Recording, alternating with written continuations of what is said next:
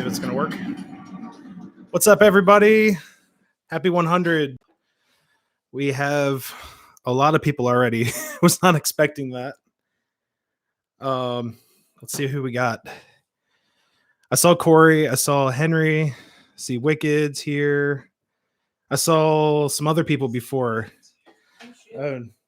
Nikki's got to turn off her volume. It's going to create a feedback loop. So, oh man, how's it going, Corey? Take your time. Oh man. Yeah. There's like a list of sound effects on here, and some of them are really funny. Like they're like English and all kinds of stuff. And I'm like, I want to find like an American steam whistle, but it's all good. Yes, I'm live. I'm also alive, if that works too. So we're all. I got the blue. Where's the blue coming from? Oh, the back, the shelf. You forgot your little Yeah. Yeah, I've got 3 different lights. I got the handy remote. Excuse me.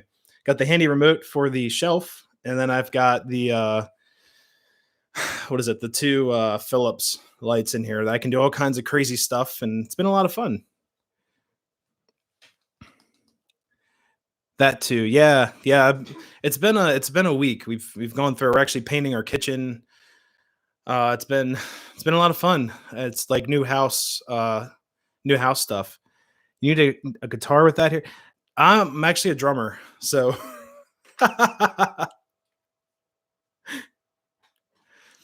yeah, I play drums in a hair metal band or hair band. It's all original music, so it's been a lot of fun. We actually had our first show in like over a year, because the last show we played was actually on Nikki's birthday, February of last year, and then we were invited to play actually the same place on March 27th. So anyone watching the replay, if you're free on March 27th, we go on at 7:30 downtown in Baltimore City. Maybe I can try to maybe stream it or something. We can't stream it because the venue is live streaming it, and they're actually charging people to see it, which is I might stream it. I don't really care. Just hit me. We'll figure it out. Yeah. Oops. It's all good. Yeah, I've been playing drums for almost 18 years now. I'm gonna sound like an old man. I'm in my mid to late 20s. I've just been playing drums for a while. So wow, because Baltimore City shut down. I'm nowhere near, I'm 40 some miles away from Baltimore. I used to live in a suburb of Baltimore growing up, and Baltimore music it's tough. There really isn't a whole lot to play anymore, and there really isn't a rock scene. So it's been it's weird. They had like a pop punk scene, and they still do, but that seemed to like take over. And then anything classic rock or anything classic rock related went to like playing cover bands. Like basically the bar or whatever gives you like, like $1,000, and you play for like 4 hours, and you take 2 breaks. It's stuff like that. It's nothing original. So still getting past 5K. Yeah, I'm thinking I'll get 1,000 in a couple months. It's going to take a while. It's definitely going to be a lot of work, but I can't wait for that. Have you ever been alive? Nick's been rocking those drums. Yeah, I was in end of 4th grade into 5th grade. I started playing drums and stuff, and I wasn't really into the train stuff as much. I was exposed to it, but I always had a train garden, and then I really got into it when I got my own place and everything. I could really expand, like make this layout my own, make this whole room. Before I was in an old, not old, but unfinished basement. Is kind of creepy. It would scare me as a kid. It's where I did all my experiments and stuff, like repairing trains and all that. So definitely worth it. Just inherited 118-year-old. Oh, pocket watch. Oh, wow. That's pretty cool. Do you know if it's like Civil War? Oh wait, 18-year-old pocket. I thought you said 180. I'm so sorry. But that's pretty cool. I only have one pocket watch, and it's actually a Lionel commemorative Santa Fe. I think it's a F7 commemorative pocket watch. The battery's dead, but I don't know what to do with it. Drum controlled trains. I don't know if my neighbors would appreciate that, but I might do some, like, a lot of my music I've used on the channel has been my own.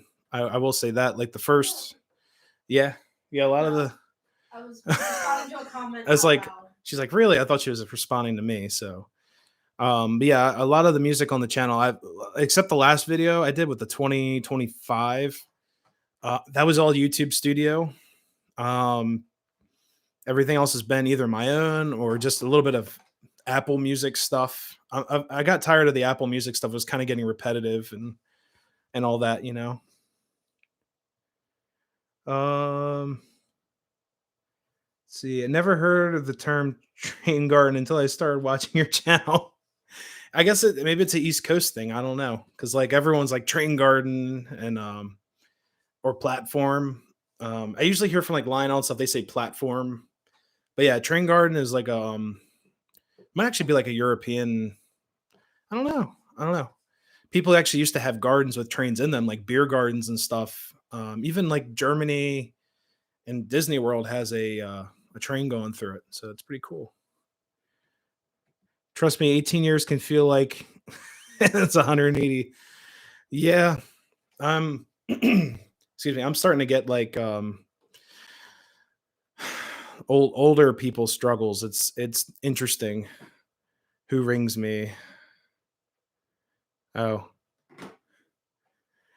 it's like our Facebook group is going off. It's like, ah, shout out to all in the chat. Yeah, Richie. Is it Richie or Ricky? I believe it's spelled Richie, but yeah, welcome. He's a new subscriber, and apparently he's now the 100th subscriber. I saw that. It's kind of funny because he resubscribed. I don't even think I got a notification from it. So YouTube's just kind of like, he's been here before. So, it's kind of funny how that works, right? Ricky. Okay, cool. Yeah. Oh wait, no, wait. Richie. Jeez, I'm blind. Yeah, I'm reading on a Mac screen that's like a big.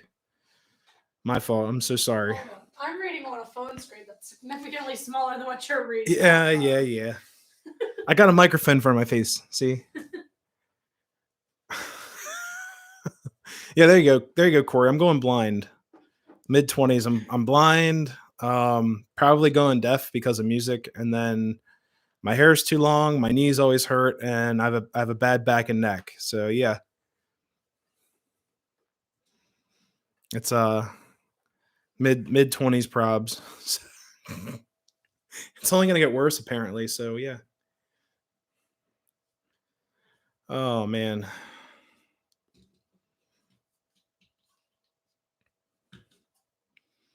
Yeah, at least the internet's working, but we have a heck of a windstorm coming in right now. I guess the front's moving in or out. I don't really know. Excuse me. Oh man. Only blind in the right eye. Yeah, both my eyes are gone. I don't know what's up with them. Like I have like a burn spot in one of my eyes, and they said it's from when I was like born. It's a just an issue with it. So it's whatever. Nothing's louder than a terrible Led Zeppelin tribute band. Oh man.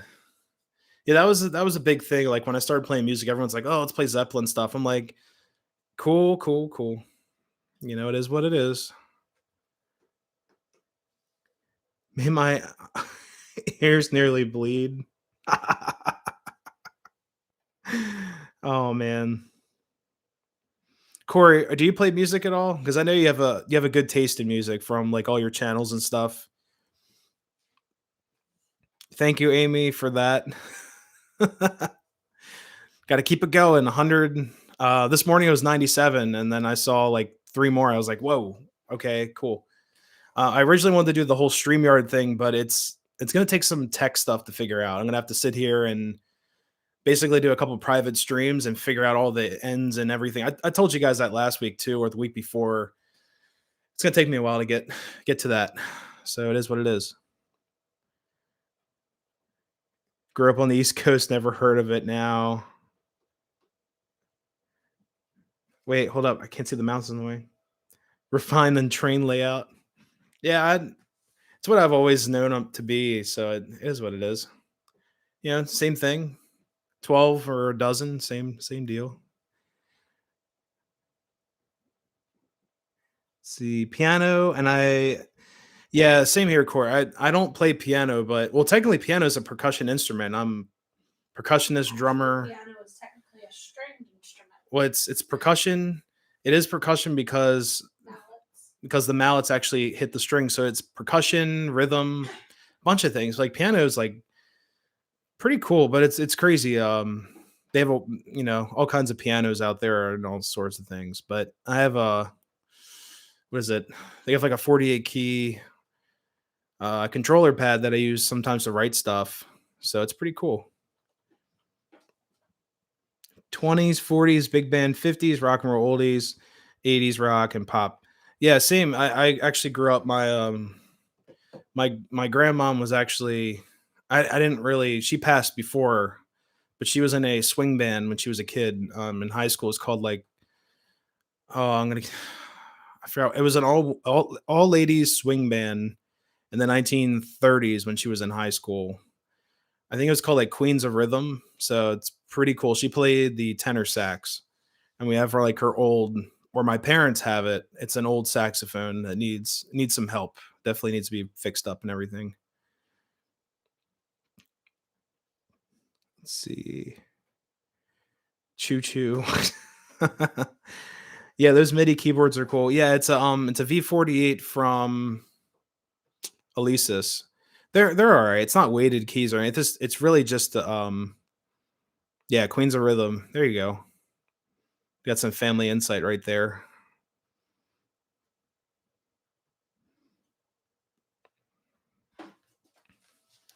Oh man. Sorry if anybody just heard me get like really excited. Something happened to my game. Yeah, Nikki's playing her Switch. We've been painting all week, so she didn't feel like painting. I understand that. Well, all weekend anyway. Yeah, we have I have some distinguished guests coming over this weekend that may be filming up here, and we'll give you guys. Let's just say I have some awesome things planned for the channel, but they're coming up this weekend to film and everything. We're trying to get this house looking amazing. So we painted the kitchen. The kitchen was like a olive green, like a I would Starbucks. say it was more like a Starbucks green or like Yeah. a pea green. Yeah, Starbucks green. The young lady who had this house before us that unfortunately kind of trashed parts of the house. She painted it. She was like a huge coffee fan. I mean, I'm a coffee fan too. I mean, look at this. Like, and this is a Starbucks cup, but this isn't Starbucks coffee. I'm poor. I need Walmart coffee and Aldi coffee. So, but she was also it appears to be she was a barista somewhere. I'm not telling you guys where it was or anything, but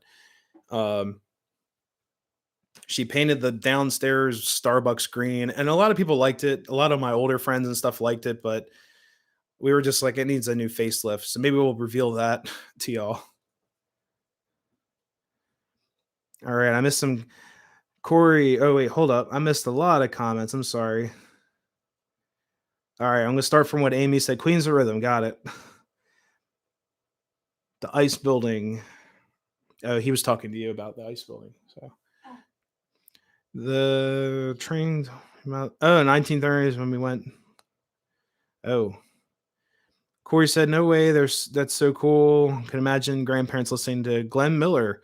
Yeah, I think my brother has a signature from Glenn Miller, and oh god, I can't think. Benny Goodman for sure. He's got a Benny Goodman signature. So he also he's a couple other swing signatures that my parents got him for Christmas many years ago. Really wish got their opinions on Elvis. They were the same generation. Yeah, Elvis is interesting. Like I know a lot of people that are diehard Elvis fans. I appreciate his music, but I don't know a lot of his stuff. But I do appreciate the music, though. It's a milestone in the music history and kind of along the line of history. It's very important. Pour two and make my own two also better than Starbucks. Yeah, the Aldi coffee's not that bad. I mean, this is like imported fancy, well, fancy stuff. It's like a fair trade, but it's like $4 a box of for K cups, and it lasts. It's like I think what you get like 12 K cups. I mean, it's pretty cool.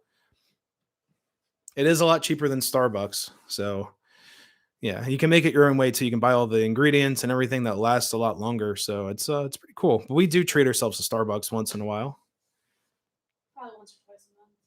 Yeah, yeah, a couple times a month. Not too much, just because unfortunately, not gonna like say that like we aren't comfortable. We do live fairly well, but Starbucks is crazy expensive. I will say it now. Starbucks is expensive for anyone out there looking to buy a house or hasn't been on their own yet. For us to go to Starbucks, if we get like two drinks and like two of the like if we get two drinks and a treat. Yeah, I call it a treat. Usually got like a cake pop. It's like $15, $16. Like Depending on what the treat is, sometimes Yeah. it's like 20. Yeah, it's been crazy. And my comments are slow. I'm sorry. Sorry, y'all. Oh, Richie's sub to R's Trains. Yeah, you'll love R's Trains channel. He's got a lot going on. Corey has a new layout section going in, so definitely check that out. I can't wait to see what that's going to look like. It's going to be sweet. Yeah, $20 just for that, Corey. Yes, yes. It is. When we go to Starbucks, so to be fair, when we go to Starbucks, we go all out. Yeah, I mean, we get like extra caramel and whatnot. It's a treat. It's like a date day. We consider it like a date day, so yeah. Matchstick 750 pack. My dad used to love trains. He had a model train railway, but sadly, oh, I'm so sorry to hear that. What scale were you using? I know over in the UK there's like double O and then there's O gauge, but it's completely different than what we have here. Other than double O, I think is HO over here in the US, but double O is like HO. That's from what I've seen on like Sam's Trains. Richie, you might know Sam's Trains channel. I watch his stuff just because it's just different and he does a lot of like silly things. He like ran a train underwater. He made like a propelled engine to try to break like a speed limit and all that. It was kind of cool. I was watching scenery videos all day today and I feel so enlightened. LOL. Like listening to Abe Lincoln or something. Yeah, Corey, if you ever need help with scenery stuff, just give me a shout, man. Yeah, you can even call me. I don't care. Just if you need help, it's pretty easy. Just use the basics like dollar store glue. I'll preach it. I'll even put a sign up on the channel one day. It's saying buy Jot glue. It's from the dollar store. It's like an 8-ounce bottle of glue for $1, and it works. It has a very, when I get this right, it has a very low viscosity, so you can actually, it doesn't drip everywhere and all that stuff. So, me in a backyard model train, I think it was double O. You don't have a clue. Model train. It's all good. It's all good. What we run here is 3-rail O scale, which is different than over there as well. 3 rails because it's AC power instead of double O, I believe, is DC. And the middle rail is your hot rail, and your outer two are your returns. So you can basically do all kinds of crazy stuff. And yeah, it's a lot of fun. Wicked. He colored the rocks. Did you use your new paint sprayer and all that? Did that all come in? Because I know you've been looking at the couple different paint sprayers and stuff. She was saying that her stores and something else came Oh, 750 matchsticks. Oh wait, minus the fire end of matchsticks. Oh, well, You can actually get just the sticks from like Michaels and stuff. It's like a couple bucks. I'm actually going. Oh, excuse me. Jeez, that's horrible. So sorry. Um, what is it? I made a fence on the train garden. I'm actually going to do a tutorial on that because it's like the cheapest fence there is. You can do like, I don't know, you could probably do about 4 or 5 yards worth of fencing with this for like under $10 compared to like buying Woodland Scenic stuff or some of the other brands. Their fence materials and sceneries is very expensive. HO is so, yeah, it is a different world. I never got into the HO world. I appreciate all trains, but I had a little bit of HO stuff. I think I had a Monopoly's train that was a Christmas gift. I destroyed it. Like it's me being a little kid and playing with little trains. I completely destroyed it.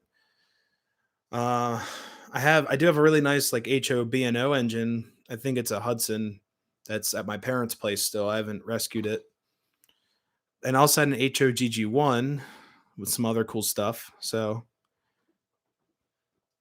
the art type scenery, not just oh, that type of scenery, like really in depth. Oh yeah, yeah. Corey House has HO Garden now. I forgot about that. You featured that on your live stream yesterday. I'm sorry about that. Let's see. Cheap model or two. Yeah, I mean, yeah, same here. Anything you can find, Wicked, anything you can find to do like any type of scenery stuff. I mean, why not? Yeah, it doesn't have to be super expensive to make it look good. I mean, just have to be thrifty or crafty. And you can make anything look good, to be honest with you. The videos I watched today feel so out of the park. It's about lighting, texture, weathering, act. I feel like I was watching a documentary. Yeah, I mean it's a different world. I'm in the toy train. I basically run anything on this garden. So, oh hey Jamie, I just saw you pop in, and there's your message popping up now. So the computer is being a computer. But welcome, Jamie. We have a bunch of people here. Looks like we have 12 people. That's awesome. Let's see if I can find. Oh, cool. Yeah, the participant page on here. If you guys ever used Live Studio, it shows you like a handful of people, but like mine says 12, but there could be more. It's basically like verified accounts or whatever. I don't know how that works. It's basically YouTube verified accounts will show up as, and then some other people may chime in. So it's not as precise, but it's all good. I'm glad you guys are all here.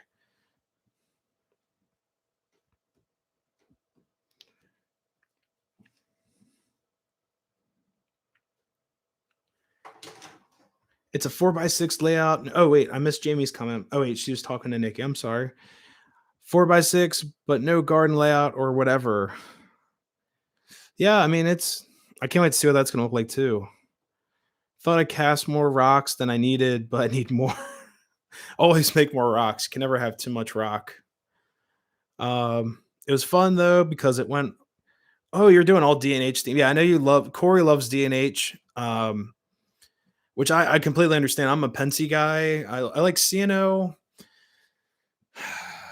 It's so hard to say. Like I have so many like favorite railroads, but really I know a decent amount about Pensy, the BNO, and the CNO. Not so much about CNO, but I love the paint scheme. But those are what was around me growing up. So I just took that and then went with it. So really my garden, I like to stay to local road names, but I do want to get some like stuff that's kind of, you know, um, I do want to get some other stuff that's kind of out there. It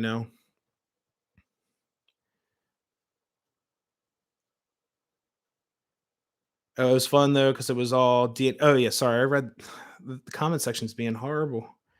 It's a good channel for trains. I watch a lot. Yeah, I'll have to check them out as well. Um, Rail fan Roger, how's it going? Welcome to the stream. You'll be at Strasbourg this upcoming weekend. Let me know what day because I kind of have a freed up Saturday. Just send me an email or whatever. But yeah, I mean, I definitely want to get over there. I have to see what's going on, but I know Sunday I'm completely booked up with some things going on over at the house. Like I said, distinguished guests, not telling anyone who they are, but it's gonna be a lot of fun. Eddie, Amazon Prime, file out first. Oh, okay. Yeah, I haven't seen Eddie Murphy in a movie in like almost. I think the last one was like Haunted Mansion, or no, the one he like spoke words and the leaves fell off a tree. I forgot. Or there's also. Oh wait, did you say Coming to America? Oh yeah, yeah, I heard about that. It's gonna be really funny. I'll have to definitely check that out. John Doe, will you be running your trains on the big layout at the Northern Central train station? Unfortunately, it's going to be a while because, and John, welcome to the channel. It's going to be a while because of all the COVID restriction stuff.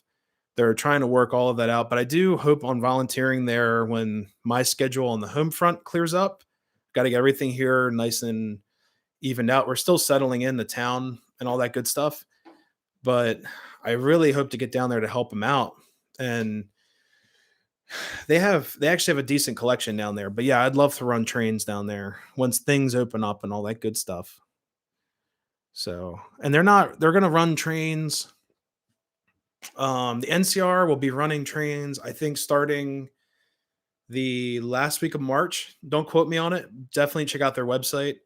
They're going to be running the GP9 all the way up until they're hoping early summer. They're going to get the 17, but because of the COVID restrictions, they can't run the steam engine because you need a fireman and then you need the engineer and then some other people hang out between, the tender and the engine. So they need a bunch of people just shoved in that little cab of that Civil War recreated engine.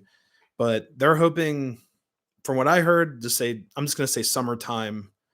They're hoping on getting 17 fired up. But Everybody's trying to guess who the guests I'm not telling you for their sake.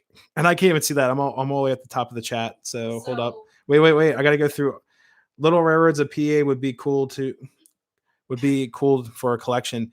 Yeah, I mean, I just have big railroads and Strasburg. I got Strasburg stuff. I got the little Plymouth. I've got a boxcar somewhere in this shebang up here.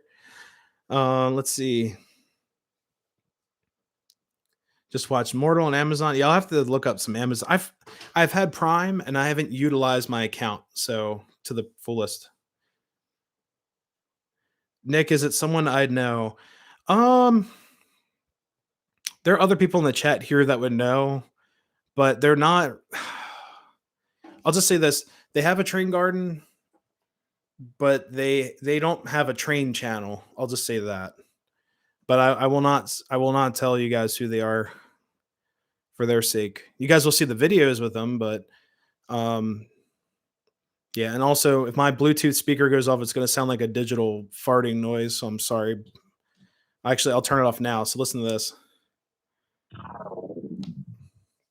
I can't prevent that. You'll be there on Saturday. All right. I'll see what I can do. I mean, I got to clean up the house and everything, but if I can get out there, maybe just rail fan. I won't ride the trains. They're probably already booked up anyways, but you can rail fan there and get some cool videos. Now the chat's flying. Woohoo.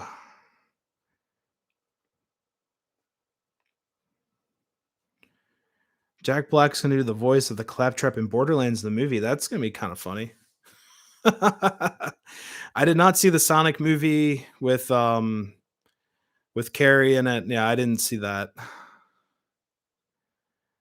Got my Prime back this month. Yeah, Prime's, it's $100 or it was when I was in college, it was $100 a year, and then you get the student discount. It was like, I don't know, like 60 or $80. And then when I got out of school, they found out because it was linked to my school email. Then they hit me with $110, $120. It's like, boom, happy graduation. Here's $120. Just out of here.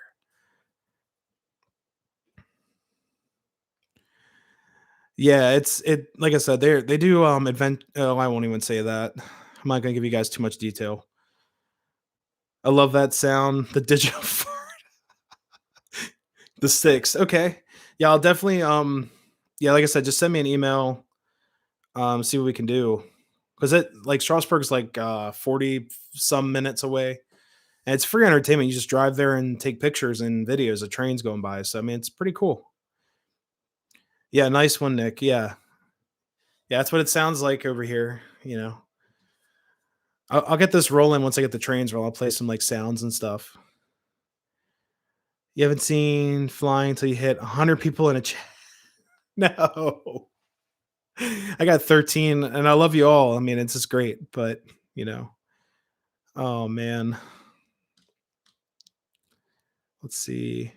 Got a discount being disabled. I mean, that's how much was it? 50% off. Yeah, that is one heck of a deal.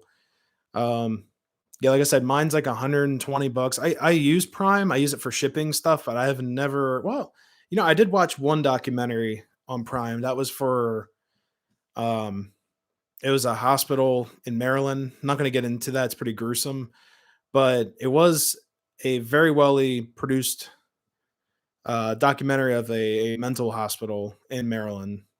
So I've always been curious about it, and actually, we have departments there where I work that still they don't utilize it for that anymore, but they reuse some of the property for a different purpose.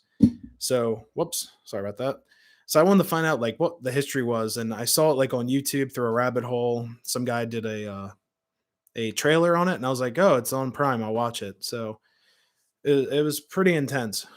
It was all a true story supposedly. So, oh man, now my phone's going off again. Oh, Roger, I just got your notification. So let's see.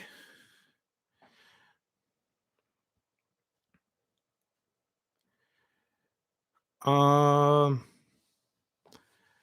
oh man, I hate how small I wish I could blow up the screen, just have a chat.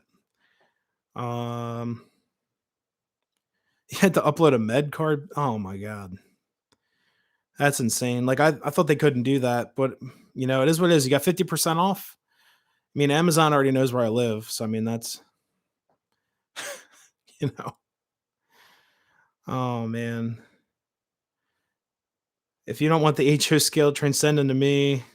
Well, they aren't mine. They're actually my folks. So it's it's their my dad actually had a bunch of HO stuff from when he was in his own place and everything. He got well, excuse me. He was like experimenting with it and look at this. According to my Lino official Lino clock, it just turned to be what is that 11? So ooh, we made it. It's already a 3-hour stream. The clock's broken. I is camera good? You're gonna stay? All right, cool. Yeah, the clock was actually it's an original 1990s clock, and I put a battery in it for like the first time in like I'll just say that's 20 years because we had it running before we moved out of my parents' place. We had all those years, and then yeah, like the good part of 20 years, it hasn't had a battery, and now it just wants to run really fast. So it's 3 hours off. So excellent job, Lionel. One of those great new products. Making sure you're definitely on time. Yeah. I would start the stream like 4 hours early if I paid attention to that. So, oh man, just a picture of the card. Yeah. Get to the chopper.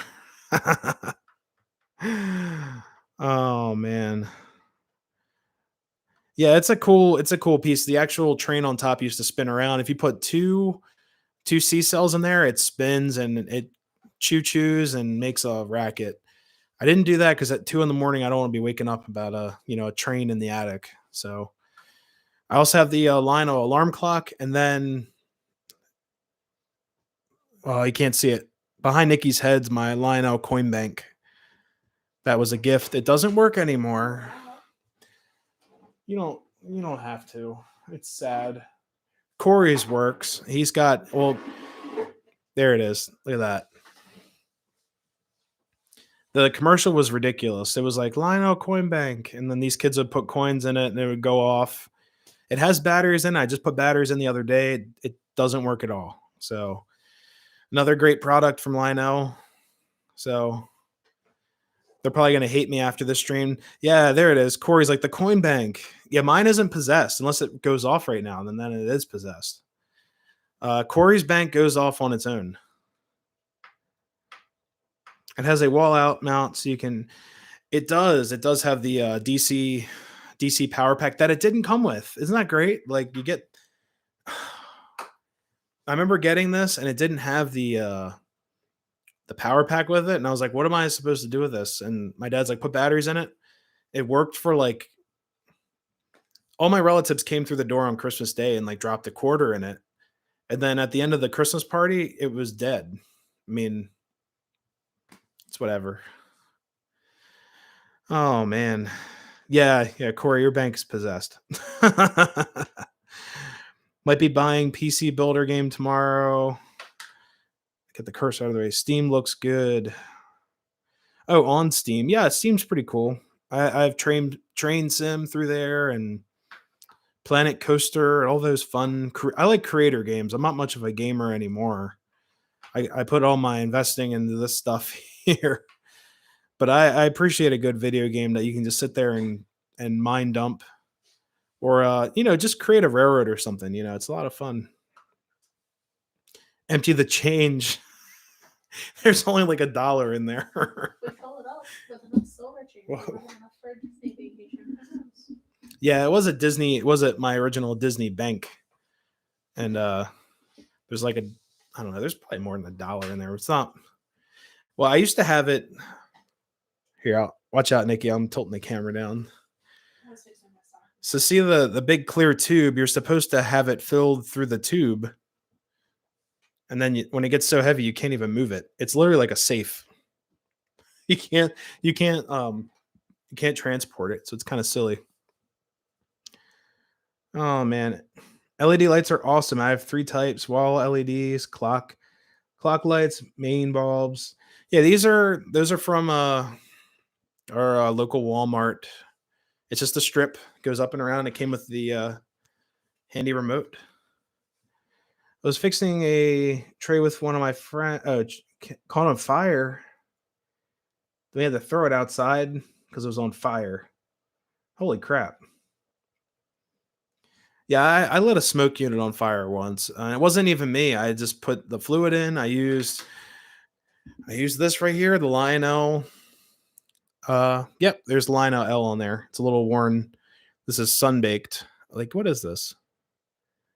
This is so usually the writing on these are like a really dark blue, but it looks like a different color because of lights. But yeah, I used their smoke fluid and their smoke unit, and it caught a blaze on Christmas Day. So Merry Christmas. It was a little 242 New York Central System flyer. So woohoo. And everyone, you guys should check out Jamie's channel. She is building an awesome, I can't even explain it how like articulate it is with like all little bricks and stuff. But she is building a Renaissance town. I always forget it's not medieval town, it's a Renaissance town. And it looks awesome, like little bricks and everything. So definitely check her channel out. Then a bunch of other cool adventures and stuff.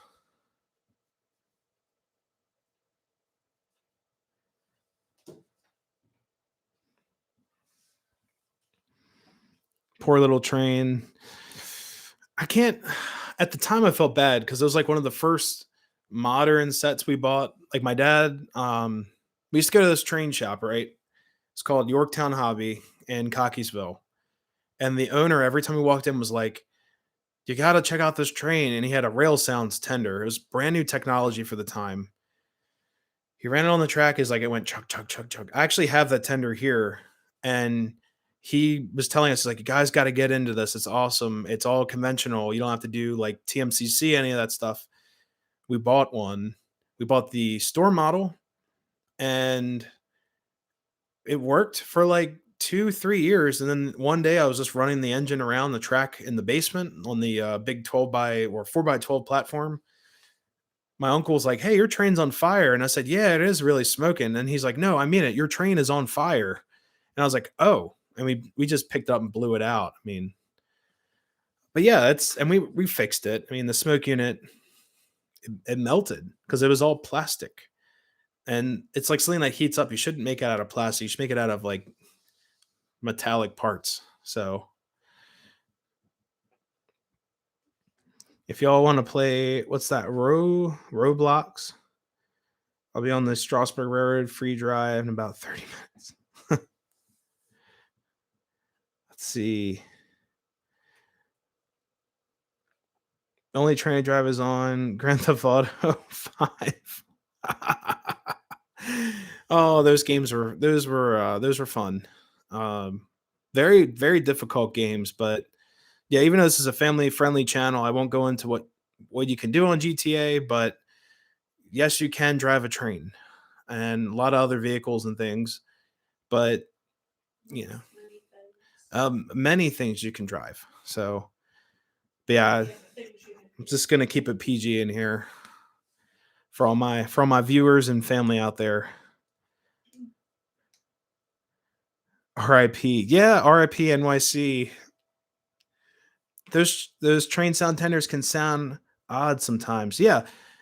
Do you guys want me to grab the rail sounds tender? I'll reach under the platform and find it. I'll show you guys what it does. If it works, it does. I think it needs a new battery. Everyone's telling me like a million streams ago, it doesn't feel like that. Well, it does feel like that, but it isn't like that. They're like, oh, there's a battery in there. You got to replace the battery, and I'm like, I don't know. I don't know. All right, I got one. I got one. Sure. All right, that's good enough for me. 1 out of 12 is a good 1 out of 12 is good odds in this channel. All right. It's probably like just right here too. Oh no. My shoes are making all kinds of nasty noises. I blame it on the speaker. Where is it?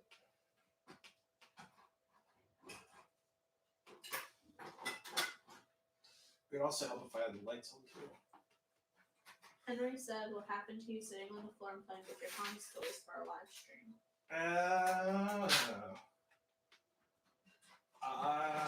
Here it is. Ugh. Henry, wait, hold up. You might not see it yet. Mine's always faster than 1 out of 12. Yeah. Woo. Here it is. Look at that. That's pretty. It's 027. Little baby tender. Look at that. Also got my new vacuum at Ace.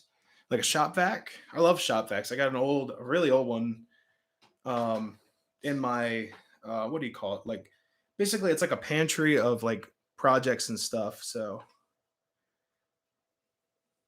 no, I'm not from Canada.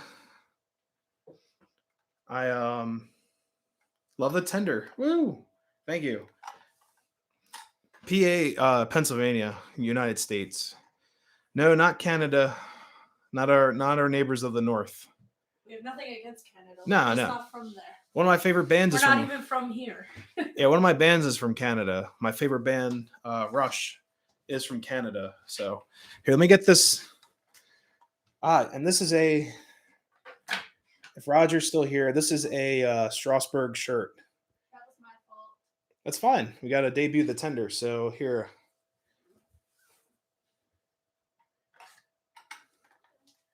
All right, let me spin this around. I've been to Canada. I went there once. I actually have to change the pigment of the lights because it's like killing my eyes.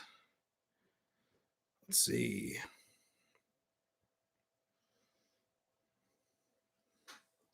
Everyone loves Canada.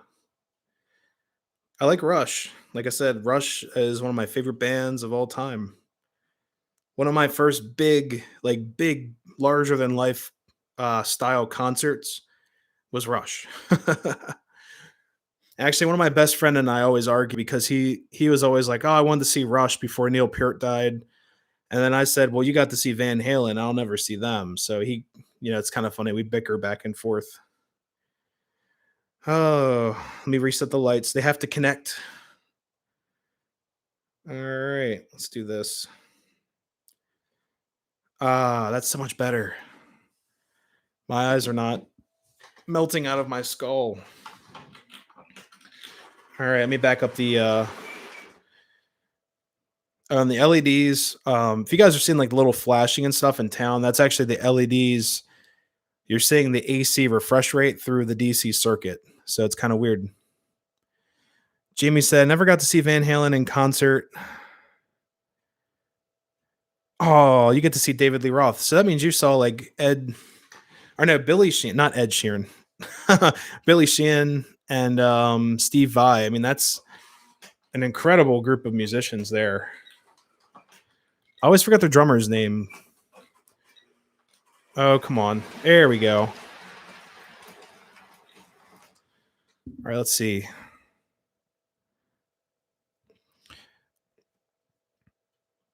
And I give Corey props. He actually took one of these apart the other day. This is 2025. Oh man, these are fun to take apart. It is a challenge for sure. So let's hear. Oh man. And these old engines are heavy. I love it. I'll set this one in a safe place.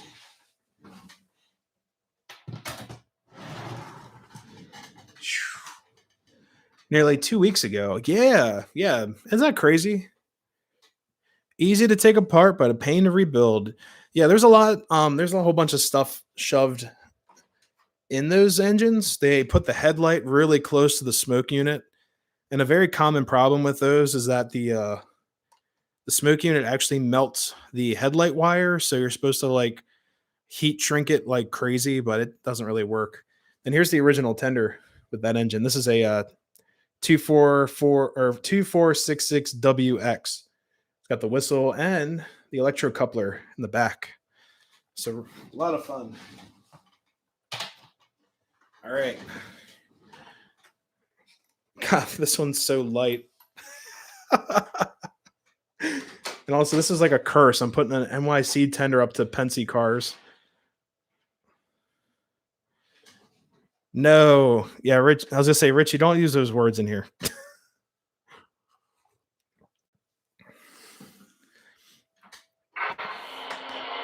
All right, that is the wrong track. That's all right. Gotta wait for it to go down. That was not the New York Central tender. That was my EP5 on the other track that you guys will see. Oh man, one of my favorite poets said anyone can tear down the barn door, but takes on with skill to rebuild it. Amen, brother. I mean, oh, this tender's so quiet. It's adorable. Listen to this.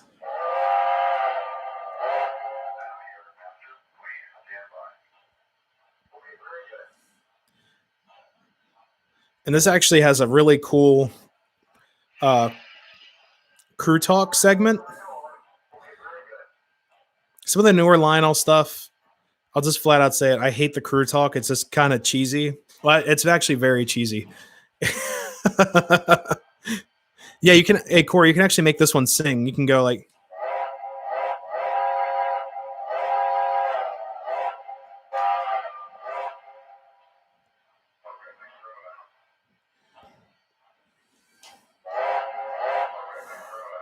And I like the bell on this one too.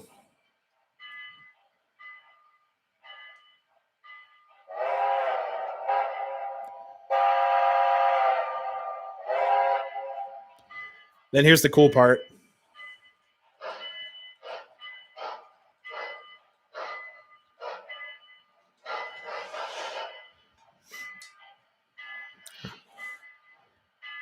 We turn off the bell. The bell also fades out, so like the crew talk is actually like a radio, and it's kind of cool. It doesn't do like the, this to tower, are we clear? Like all that stuff. It's just kind of lame. Like I don't know. Like some of it's cool, some of it's like what's going on here?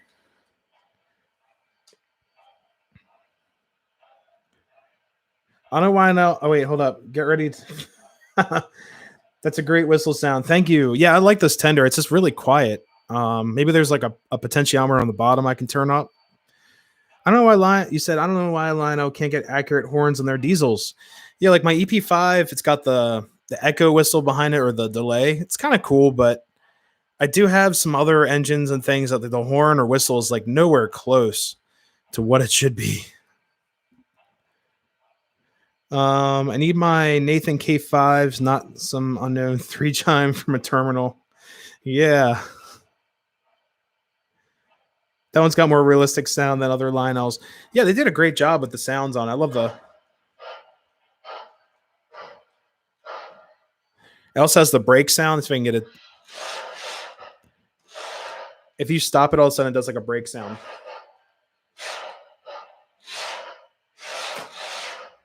It's not doing it for some reason.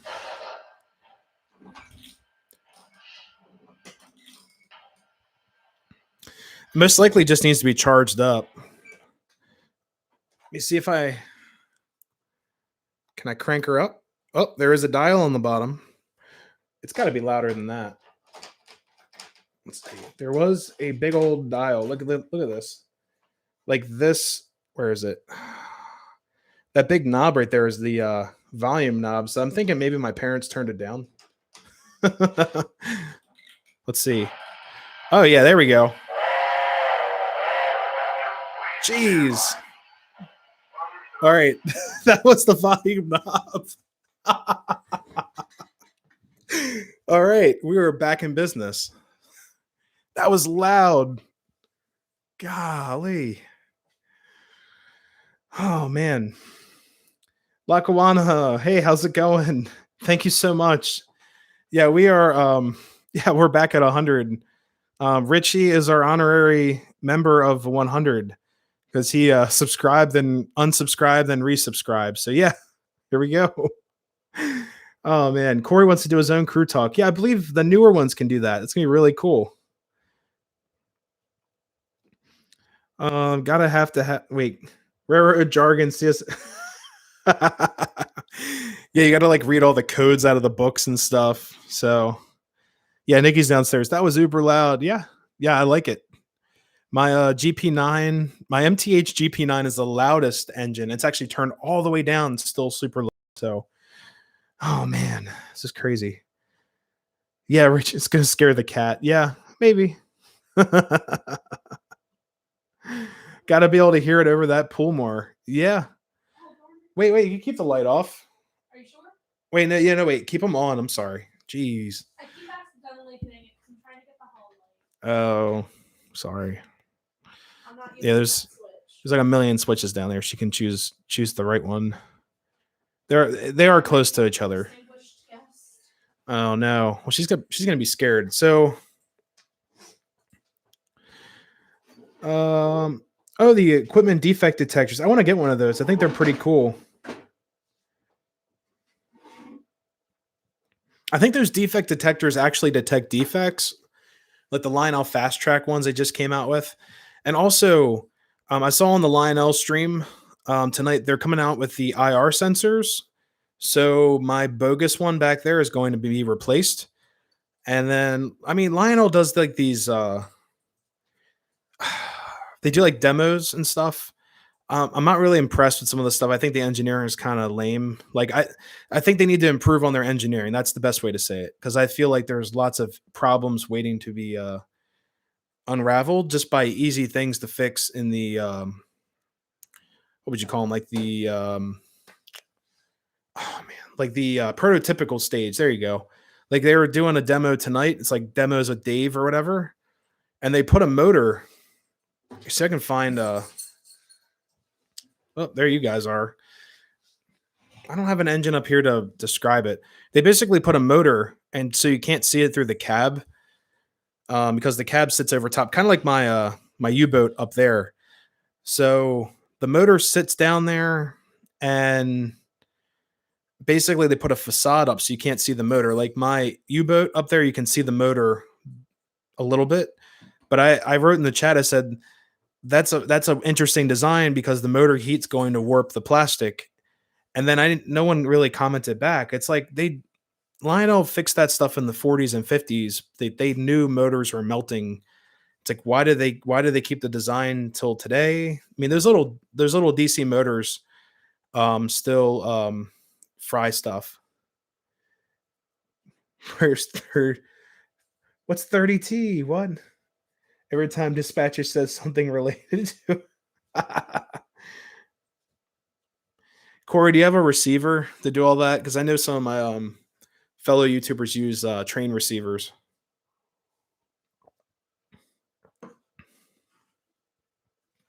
All right, so we're gonna run some trains. This is kind of blasphemous, but I'm gonna run the New York Central tender with a set of Pennsy cars. For anyone new to the railroad world, the New York Central and the Pennsylvania were huge rivals. They eventually merged and became Penn Sen. Basically took a nosedive to the ground and then were rescued again by Conrail. And then Conrail kind of fell through, but I like Conrail more than Penn Sen, but it is what it is. But yeah, Pennsy and New York Central, huge rivals. So, but I'll make up for it. I'm going to run a Pennsylvania engine. So there you go. Be careful, I think. Gemma's in Oh, our cat's in the tunnel again. So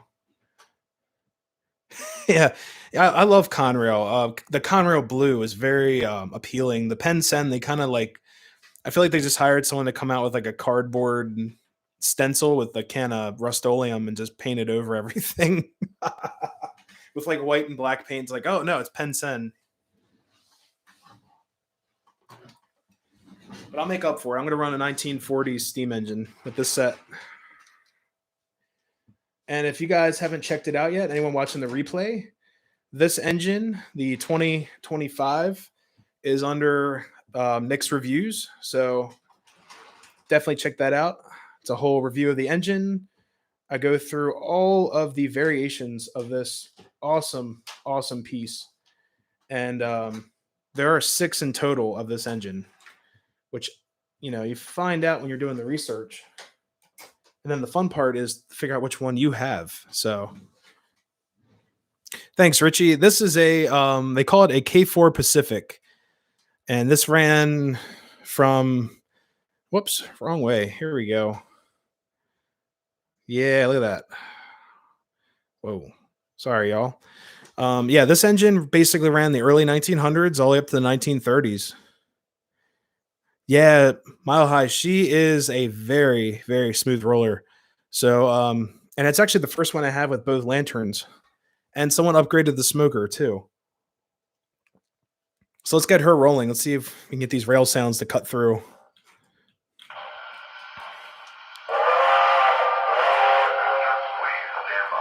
Yeah, it's loud.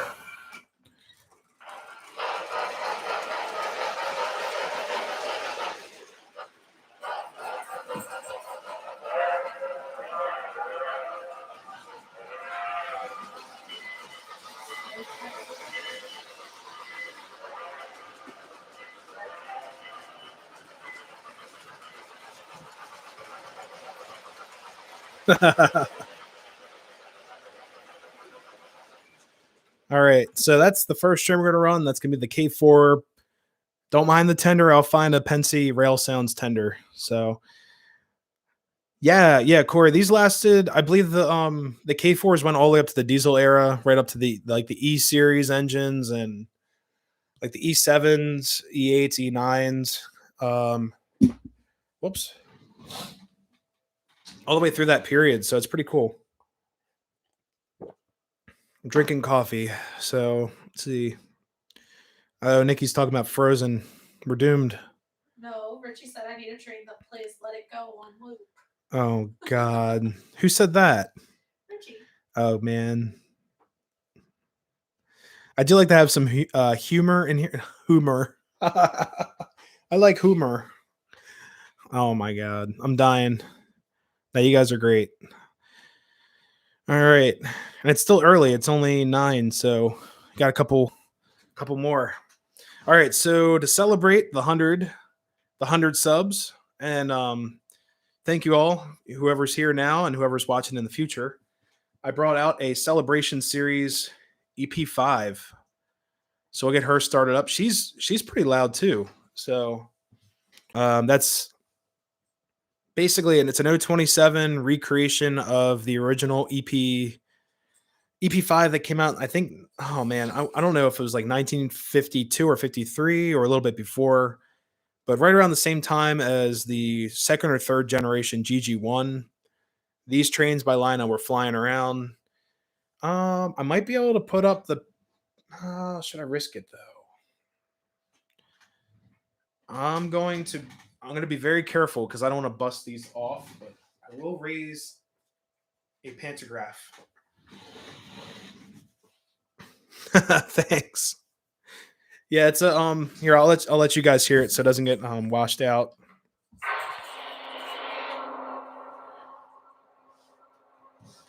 It's also Lion Chief equipped, or like the original Lion Chief.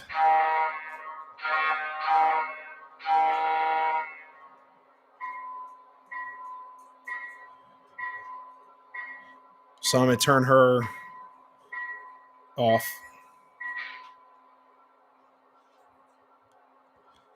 Oh, there it goes.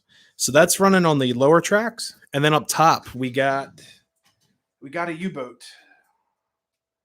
There she is, and this whole set of cars, I'll bring her in. This one's loud.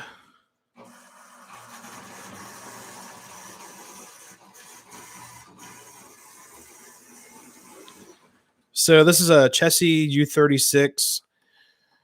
I think it's a U36C. And then the whole set of cars, the whole consist is like limited edition Lionel series, probably from like the early 90s, like late 80s. I think, what's the caboose say? Usually they put the date on there. I don't know. But it's a pretty cool set. I like the colors and stuff. And basically, oh, cat's getting into something. No, she's not. Nah, she's good. She's just snooping. She's a snoop. But yeah, this whole set of cars, with the Sitco and then the Western Maryland box car, not caboose, the Chessie crane car, which I think it's Chessie in Western Maryland.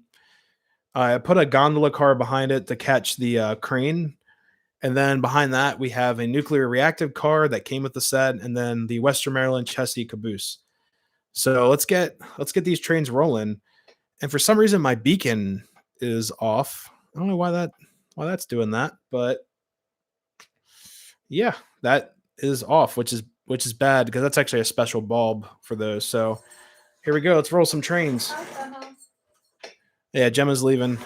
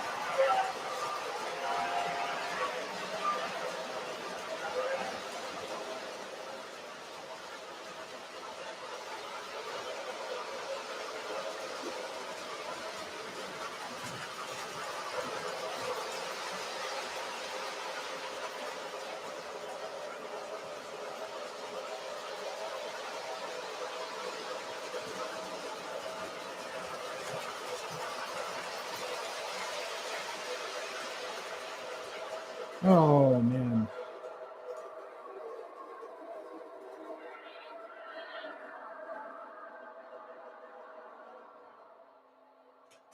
That's crazy.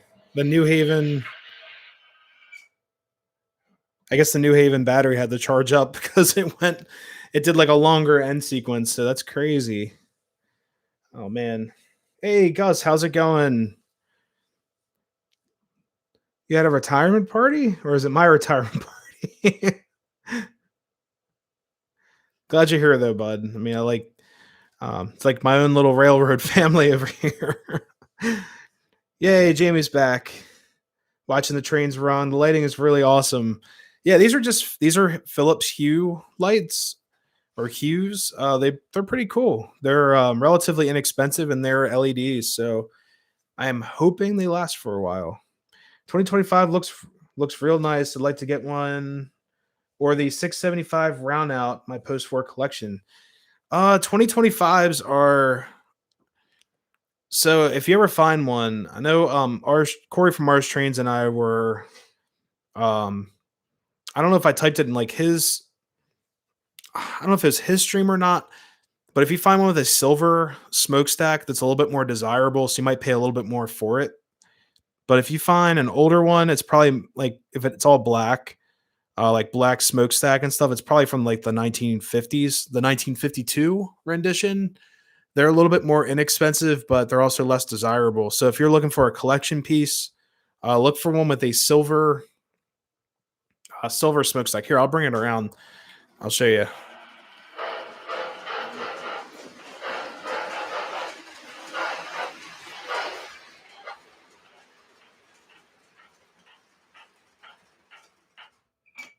There we go. Let's see. Is that the wind? Might be. Holy crap. Yeah, literally, it sounded like someone like running up and down the steps, and it's the wind outside. So, Okay, Southern. hey, how's it going? Yeah, Southern, I saw you in one of the other streams tonight. There's been so many streams, but I don't know if it was Heath streams or whatever. But yeah, it's been crazy. Very busy Monday. I watched, oh my god, I watched Heath stream, I watched Lionel stream, I watched the premiere for a channel that I watch. It was RJ78 Productions. Watched his premiere with Matt PG. It's been very busy.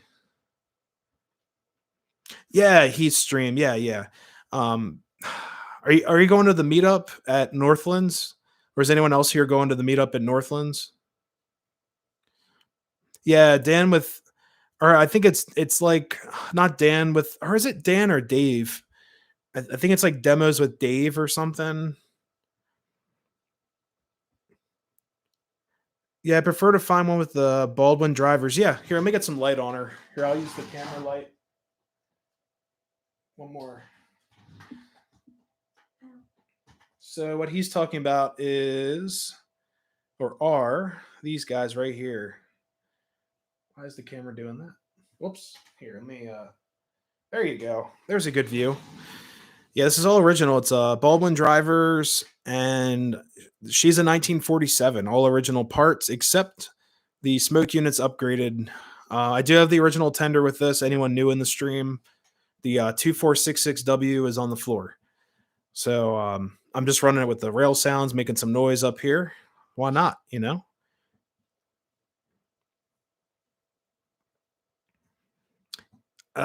Unfortunately, can't make the Northlands meetup. Hopefully, one day in the future. Yeah, it's gonna be fun. It's gonna be a great experience here. Let me turn off the light. You guys are probably dying over there. Ah, there we go. Nice and dark here. I'll go back to me. You guys can see my long hair. There we go. Wait, let me get a little bit. There we go. And now my head's cut off. So woo. Let me go back a little bit. There we go. Woohoo. Oh man. Yeah, demos with Dave. Yeah, I watched some of that stuff. Some of the newer Lionel stuff makes me like kind of worried about some of the engineering behind it. I don't know. It's interesting. I don't own a lot of newer Lionel stuff because I don't trust it. I don't know. I don't think it's gonna last. I appreciate the technology going into trains, getting younger people into it. Like using one of these things to control your trains and all that. But the interesting thing is, and I'll be frank about it, the people that run trains with these hate the people who run trains with these. So, and that's the transformer on my table. And it seems, I don't know, it's or I've seen. I'm not going to name any channels or anything, but I've heard people knock, conventionally controlled trains, and it's like, uh, all my collection is conventional, except my EP5 on the tracks now that has TMCC capable, but I don't use it.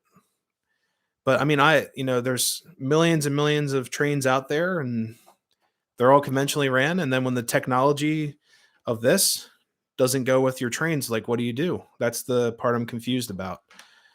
But that's my whole preach on that. And I have seen some trains that are strictly command control, and that's it is what it is. But the technology, I'll say it now, the technology won't be able to support all of the trains in the future because things will be upgraded and controlled. That's my little spiel right there. I'm not against owning it, but it needs to have conventional properties. So when that technology goes away, I can still enjoy my $X100 or X now trains $X1,000 train. I'd like to be able to run it until the day I die. So, it is what it is. Hey, Randall's here. How's it going? Randall, are you staying safe out there on the rails and everything? Jamie says, love smartphones and all, but I'm going to build my layout with old school controllers. The hobby needs to do. Yeah, I'm on this too much. And yes, I do a lot of filming. I do a lot of filming on this phone. Without this phone, I would not have a YouTube channel. If I didn't have this computer, I would not have a YouTube channel. So I have to give this some credit. But when I run trains, I don't want to look at this. Unless we're looking up eBay, which is fun. We might do that later in the stream. We did an eBay search a few streams ago. That was a lot of fun. We were pointing out like X amount of trains, or it was fun. Just good old fun. I've ran post war with DCS app. It's nice to mix old and new.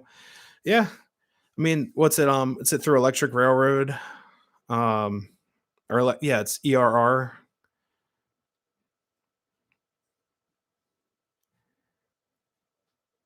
Randall said hi. I don't know if you saw that. There you go. Because I said hello to him. Nikki says hi. Well, he knows I typed it out. Which I just saw. So yeah, her chat is ahead of mine. So I'm sorry. She reacts to things faster on her end. When I'm not too wrapped up with my team.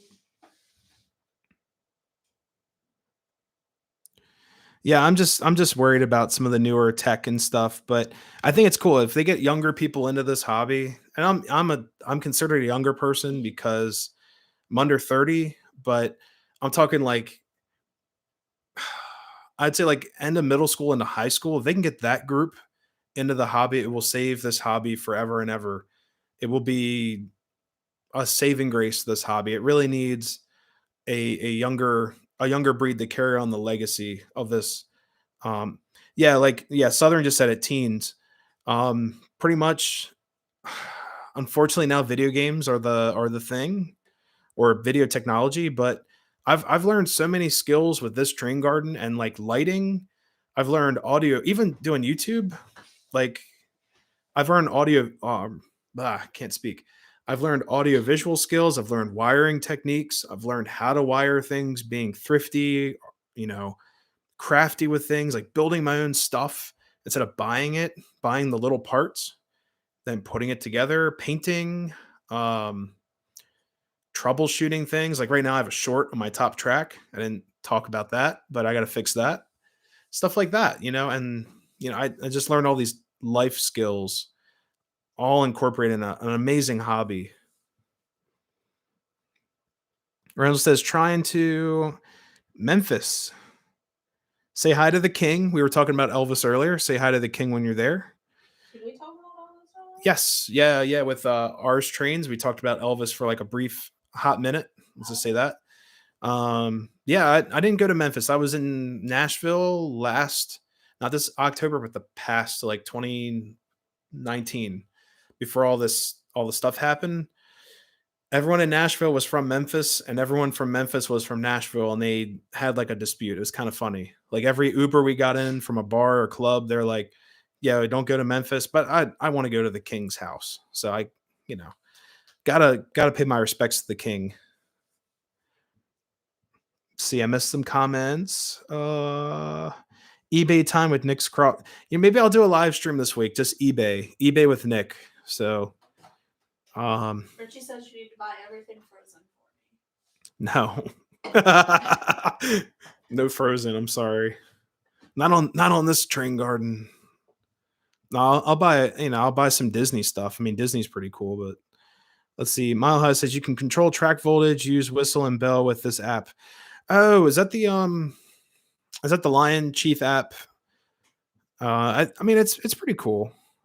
Like I said, if they make engines with controlling abilities on a smart device, like this, it just needs to have conventional properties, just in case this technology ceases to exist, like what MTH might have happened to them. It's just kind of it's a little unnerving.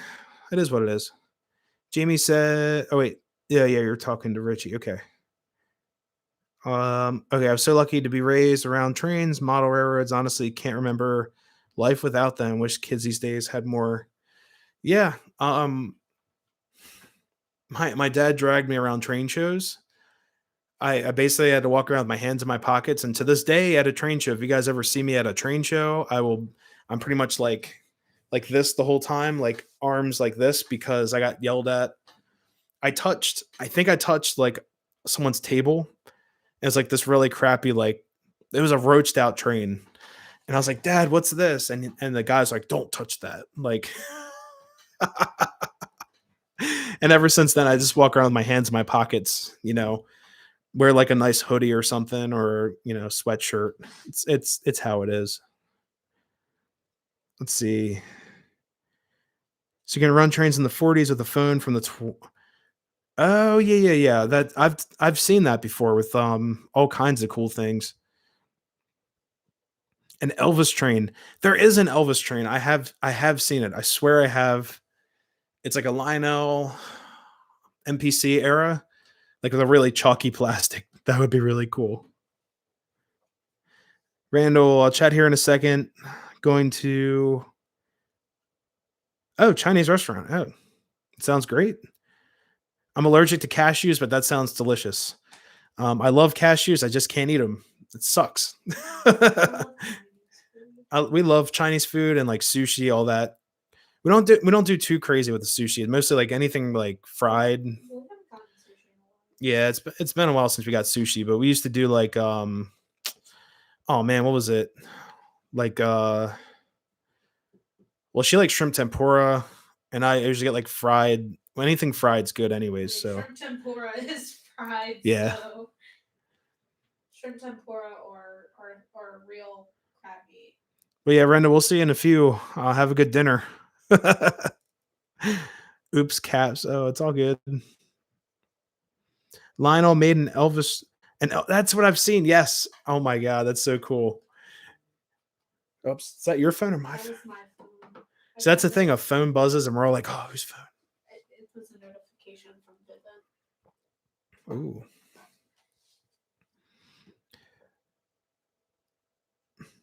Need to find that Berkshire. Let's see. Let's do an eBay segment. Let's see if I can find one on eBay for you.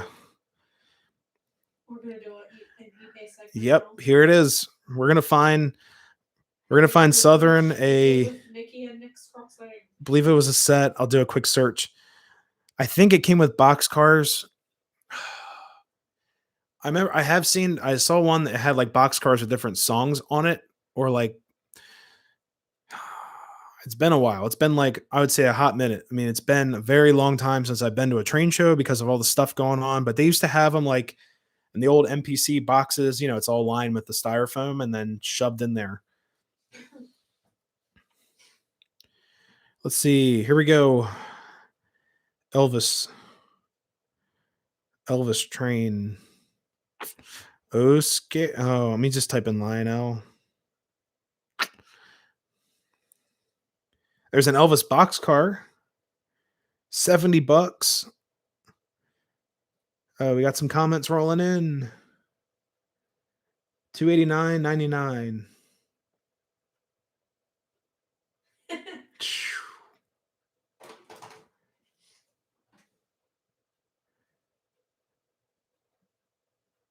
Two hot minutes. Now they're cooked. Oh man. Yeah, I found a boxcar. There's another one all shook up boxcar. He has the same seller has two of them, so he must have been real shook up. He had all the shook up. There we go.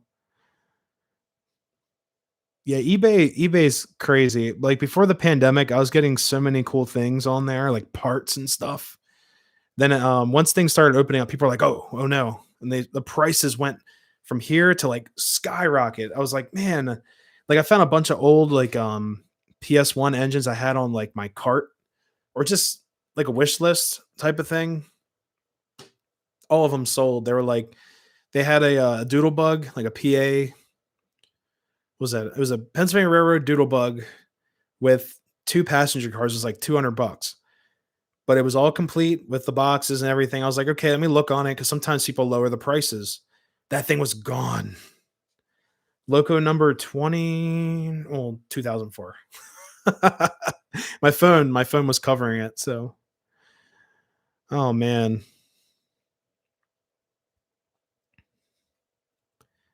Does anyone know if MTH figured out who's getting their O scale stuff yet? Because I've heard everything from like the more plausible things. I've heard like Atlas is getting them and all that stuff. So Richie got a new gaming headset recently. That's expensive. 30 pound. That's very expensive. LED ear repairs. I don't know what the 30 pound is probably close to $80 in US.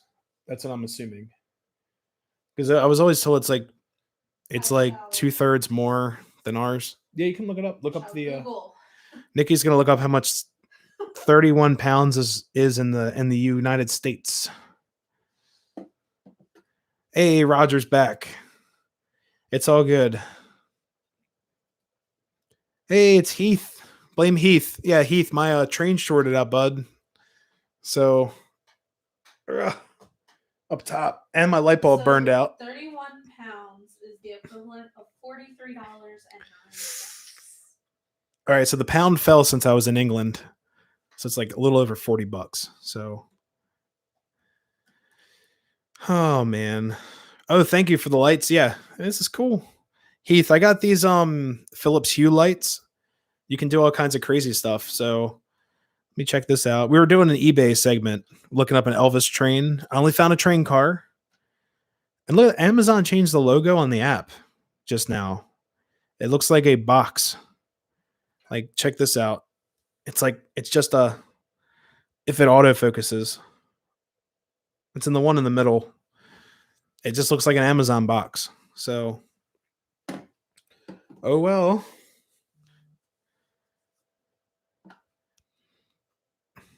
Yeah, the train derailed. It's basically 6-wheel trucks. They're pretty big, so they just fell right off. Oh, he found the Berkshire. What website was that on? Is that on eBay as well? I'll have to check that out. Sean found a set on eBay, sealed in the box. Mint style car. Can't believe. Flat car with billboard, flat car with a beacon and a caboose. $800. So that's like if I pay my mortgage or I buy a train set. Yeah. Johnny Cash boxcar. Hey, the man in black.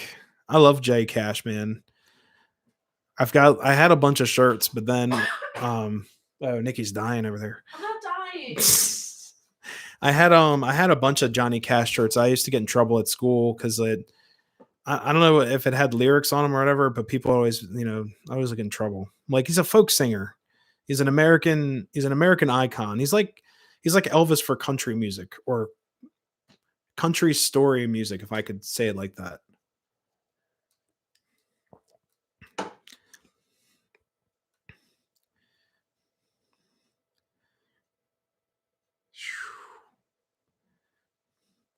Yeah, let me get these trains a rolling. We got a good crowd here. We got 15. I think this is like the largest stream we've ever had in the whole channel. And now my stomach's like, oh no, coffee. It's like, great, thank you. So we've got Southern, got Heath, Jamie, Mile High Rail, myself, Nikki, Rail Fan, Randall, Richie, Sean, and Wicked. So yeah, we got quite the crowd. So let's get Henry. I don't see him in the side. So yeah, if Henry, you're here, I'm sorry. It didn't show up in my participant list because it's what YouTube does. I can't help you. When I was a kid, I loved Johnny Cash because some of the songs. Yeah, he did have a lot of trains. He had like what's the one? It's like oh man, it was like something special. Um I can't. It's like he had a bunch of train songs. Even Folsom Prison Blues has a line about a train, about people smoking cigars and stuff on a train. Did I die in your arms tonight? That is not a Johnny Cash song. Try again. Well, because I was coughing, you said I died. No, she's fine. She's just getting over a cold. Yes, I swear it's a cold. It's not COVID. It's not the disease of our time. I'm specially swing GF. Nikki tells me that every day. Huh? That I'm special. Yeah, I do. Yes, orange blossom special. There we go. Different types of special though. That's the I knew it's something orange. I have a ton of Johnny Cash on my phone, and my band used to sing Folsom Prison Blues. It was a good old time. Good old time. I've got tons and tons. I like the one of my favorite Johnny Cash songs is like he basically builds a Cadillac by stealing the parts for one. It's kind of funny. It's a great folk song. And then Boy Named Sue is hilarious. Um there's also Cocaine Blues. I mean that's yeah, one piece at a time. Yep, that's it. Yeah, one piece at a time. Didn't cost me a dime. Which one? Ring of Fire. I mean, that's yeah. I mean, there's a lot of J Cash. I mean, yeah, one piece at a time. That is like one of my favorite songs. It's hilarious. He built a Cadillac by taking parts from GM, and then 2319. Yeah, WS White Sockets. Yeah. Monster Sank. Exactly, one piece at a dime, or wait, one piece at a time. Didn't cost me a dime. Won't cost me a dime. That's what you wrote. Yeah, it's a great song. And Heath, we got what less than 2 weeks now till Northland, so I'm looking forward to that.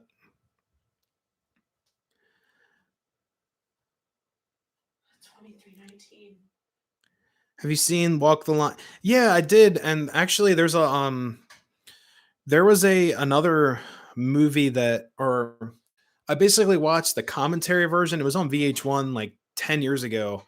They said like what was real, what was fake or dramatized in the movie. I thought that was cool. Apparently he didn't like do a lot of the stuff he did and stuff. It was like over dramatized, but it was hilarious. But there's a parody to that, and also Ray. It's Dewey Cox story, which is hilarious too. It kind of morphed Ray and Walk the Line. It's a funny comedy. It's a bunch of movies morphed into one. It's a spoof video. Yes, 12 days. Yeah, I'm excited. I need to go on a road trip. I'm like 2 hours away or 2.5 hours away, so I type real slow. Yeah, me too. Apparently I read real slow too. Reach my goal. Yeah. So everyone, Heath got to 1,000 subs this week sometime or within the past couple days. So, and that's awesome. I got to 100. I'm still celebrating over here. So see. O Scaly Lionel box car to be exact. I found it at the hobby shop. Huh. Yeah, I can't believe it either. I mean, even getting to 100, it's such a big feat. I wasn't expecting this at all. I was very surprised.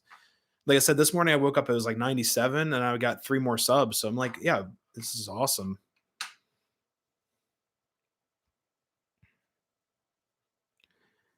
Oh, so some of it I heard. Okay, so what those people said about some of the substance abuse, it was mostly because Johnny Cash would have to drive to gigs overnight. So they would do certain um I don't even know what to I don't even know the type of whatever. They used to do like speed and stuff to get to town to town between overnights because they'd be done playing a show at like midnight and they'd have to drive all the way across the country to something else. So that's when he would do that. Stuff like that. It was very interesting. Yeah, the first 100, that's what I've heard from every YouTuber, even some of my veteran YouTubers on here that have been doing this for years, have thousands of subscribers. They all said the first 100 is the hardest because just getting stuff out there and then the algorithm and all that stuff. It's hundreds the hardest. We'll get to 1,000. I can tell we'll definitely get there. One day at a time. Yeah, one One with subscriber at a time. one subscriber at a time. I'll write a Johnny Cash song, one subscriber at a time. It cost me all my dimes. Oh man, so let's get some trains run. We'll get the night run going here. Yeah, definitely check out Heath's channel, Humanity City Junction. He does a lot of cool stuff that I don't do, and it's awesome to see that type of basically that realm of the hobby. It's way over my head. It's like all the computer stuff, all that stuff. So it's really cool. But yeah, Heath is into I agree with Roger. My favorite is Ring of Fire too. Ring of Fire. Yeah, yeah, It's a classic. yeah. Yeah, Heath, you're doing like modular layouts, but you do like a lot of coding stuff and model making, which is, like I said, it's a different part of the hobby, but I love watching the channel, getting ideas, and just meeting all kinds of great people in the same community. It's amazing. And then every Friday, I spend my lunch on his stream running trains up here in the attic. And I think his stream starts at 11:30. Is that right on Fridays?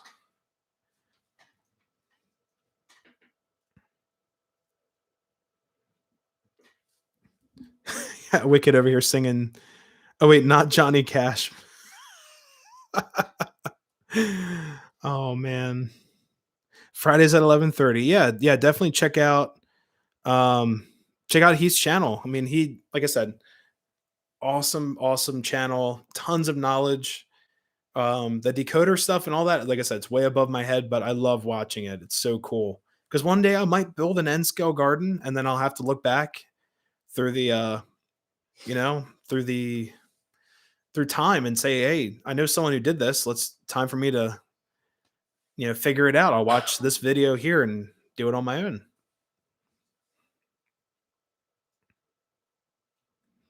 All right, so let's get some more trains running.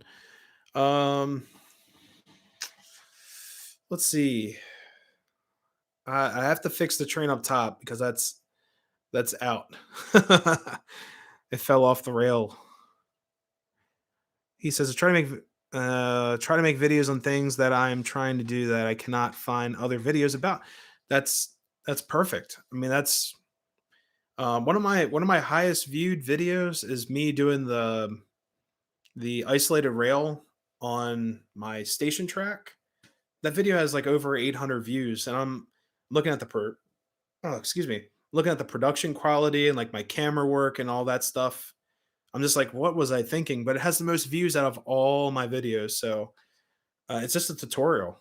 It's funny. I watch it every day. It's like, or I look at the numbers on that video. I'm just like, what did I do? Like 800 people have seen this, or potentially 800 people. It's funny.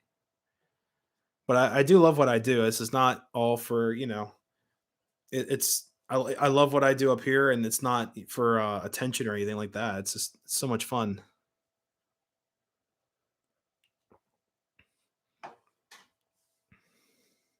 We need a Bob Ross train. I'm sure there is a Bob Ross train somewhere. Lionel licensed about everything. Reminds me of Kiss. It's like Kiss has licensed everything from like toothpicks to a coffin. So it's kind of funny.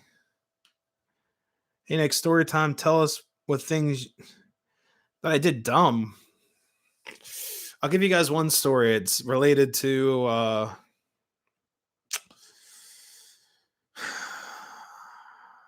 I didn't really do a whole lot of dumb stuff with I'll tell you a train story that I did was dumb, but um I have to think back. I really haven't done too much crazy stuff. Yeah, Bob Ross would be cool. He is an icon as well. Oh, let's see.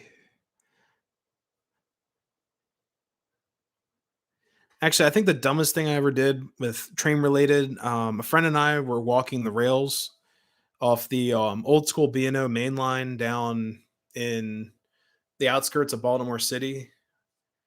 And we just started taking rail spikes and we were collecting them at the time. Like, I don't have any of them anymore. I think we threw them out. Like, my parents threw them out. Excuse me. So, like, I think some of them were just like, they were the really old ones that they were taking out. And this guy on a rail truck came by. He's like, "You're on." We were like little kids. We were like 12. He like came up. He's like, "You guys are on railroad property. You have to get out of here." And he's like, "I'm going to tell your parents." I mean, he just kind of laughed because he kept on going too as he was yelling at us. But yeah, that's about the dumbest thing I've ever done on a railroad track. You mix plaster as applying it. Oh, be careful. Yeah, that stuff can get heavy. Oh, Bill. Oh, Bill Haley. I thought you said Bill Bailey. I'm like, that's another country song or bluegrass song. Anyone got Disney Plus funny shows in there? Oh God. All right, let me get some trains running here. So I'm gonna replace the U-boat up top or the U-36. I'll get that out of here. I have bank turns up on the top, so I think the six-wheel truck flew right off. Not a problem. We'll get that situated, and then I'm gonna swap out my 2025 for something else, and EP5. I'll find something else to put over there. Used to play as a tracks. A lot of older people I've talked to, they used to go on the railroad tracks to pick coal.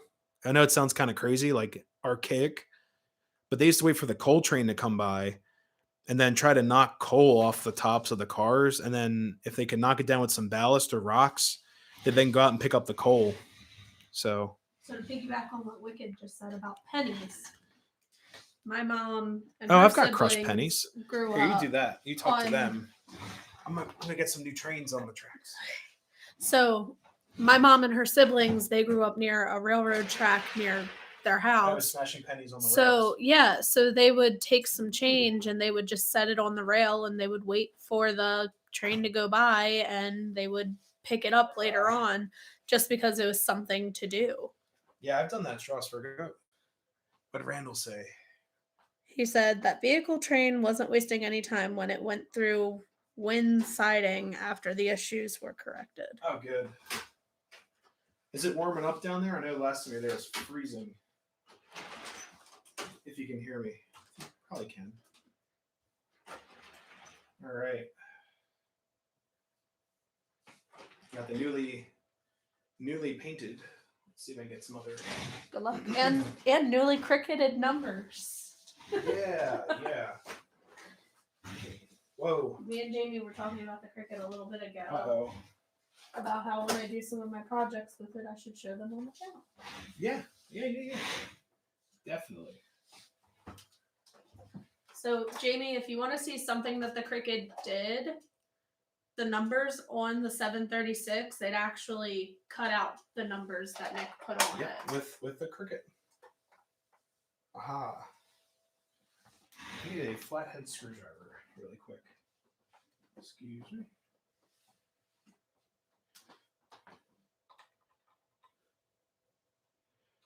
So I gotta figure out which. Here's another. Where's the camera at? Here it is. The volume switch on this is like put down really low, so I'm trying to turn that up as well.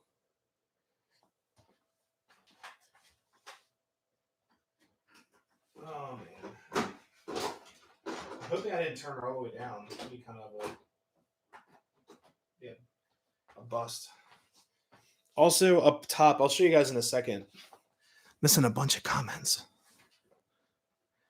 Walking across the trestles was risky. Yeah, I've never walked across a trestle bridge before. That'd be kind of cool. Randall said something else. 47 here in Memphis. That's a little bit warmer than what we have here. Yeah, see, I don't have too many dumb train stories. I've been very careful. I mean, other than getting yelled at by a CSX, that was funny. And the guy just kept on driving. It's like, whatever. Yeah, the numbers were built by the Cricket. So, let's see. Yeah, Gus retired. Welcome to the club. My parents just retired too. They put in their 40 whatever, almost 50 years worth of work, and they were done. They were just like, we're done, not working anymore. All right, I got one more train to replace. I'll be right back. As the comments are flying. Let me test. I'm going to test this engine out. Yeah, much louder. Good. I need. All right, this will be the other. It's my GP Western Maryland. So that's going up top.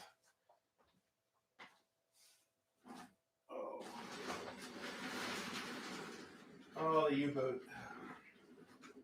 Poor guy. Put this one back. Where's it go? Oh, wait. No, we don't go there. Oh, you go where the tank is. I had all my trains organized, so all my high nose, like these guys, were up top, but I put a tank car down below. So. All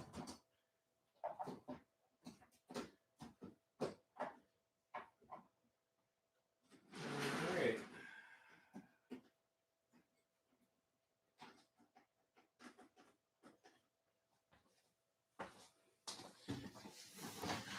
Whew. Whoops. Sorry for kicking the mic. So yeah, I put up all of the just for fun because it's the big old 100. I have all the loudest trains that I own on the train platform. So let me get some lights going here. Let me go on the good old cell phone right here. I'll turn up a little bit. I don't want to destroy the atmosphere in here. It's really cool. Ooh, look at that. That's nice. It's like a sunrise or sunset. Yeah, it says on the app it says fall. So you get all these cool colors. We'll go through them. All right, so on the main track here, make sure I don't get caught up on my cord. Well, all right, let's do this. Turn my light on. So here is the newly refurbished 736. It's been all stripped out. It's been all fixed up. It runs great. It's been all repainted, and then the numbers on the engine cab there have been repainted. Or not repainted. We used the Cricket. That's what they were talking about earlier to redo the lettering. So I think it looks all right. And then let's see, up top we got. Well, let's do the Santa Fe. I believe it's an F unit. It's an FA. Nice. Thank you so much. Yeah, the 736 was in 3 floods, and I did a whole video on it recently. But the relative that owned it, like, just she gave it to me. She was like, I don't know if it was like part of a divorce or something, but it was like her ex-husband's train, and she's like, just take it. It's a rust bucket.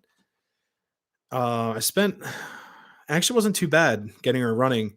Everything worked except the smoke unit. Someone poured For anyone that hasn't experienced it, but if you pour liquid smoke in a pellet smoke unit, you completely like screw it up. Like everything fizzes out.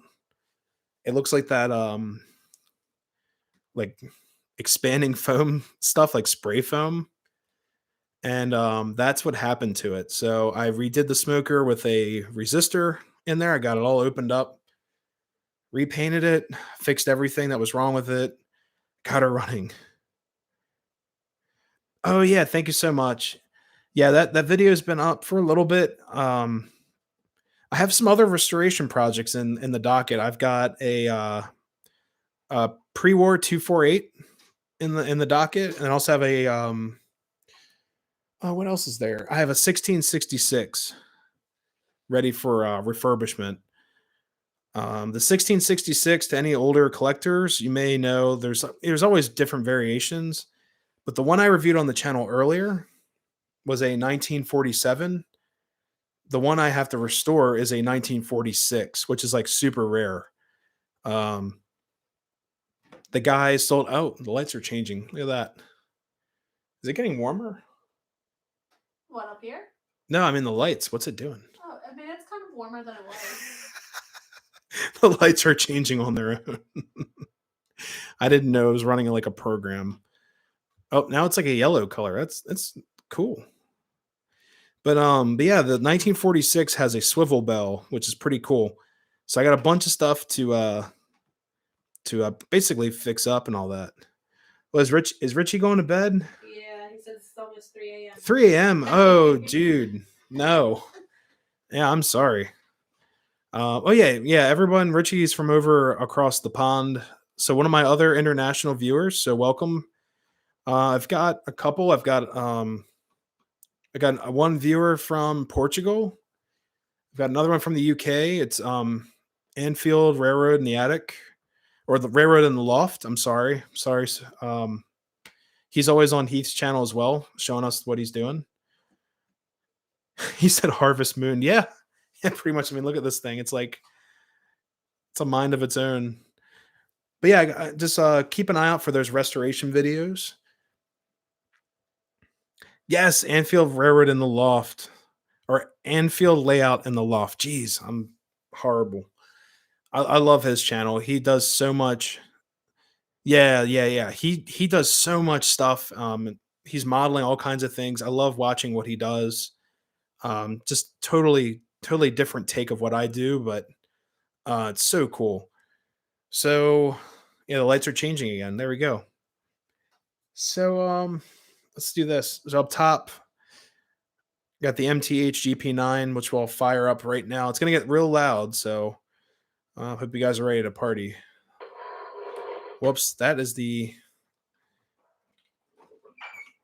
wait, wrong transformer. Jeez. It's gotta start up.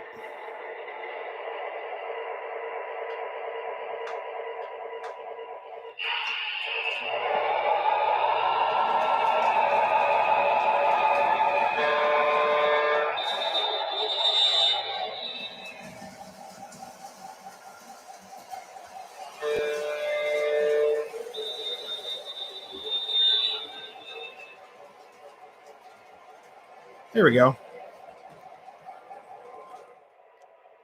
Shorted. She shorted out. Oh well.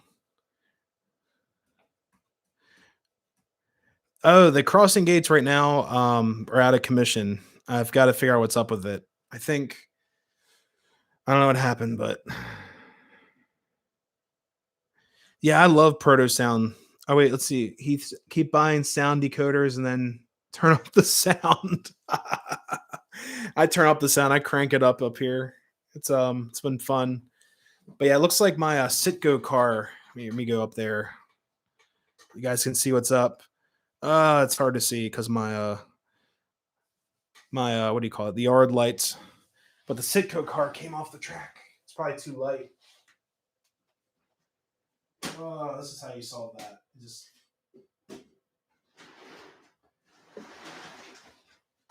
here, come back. Oh.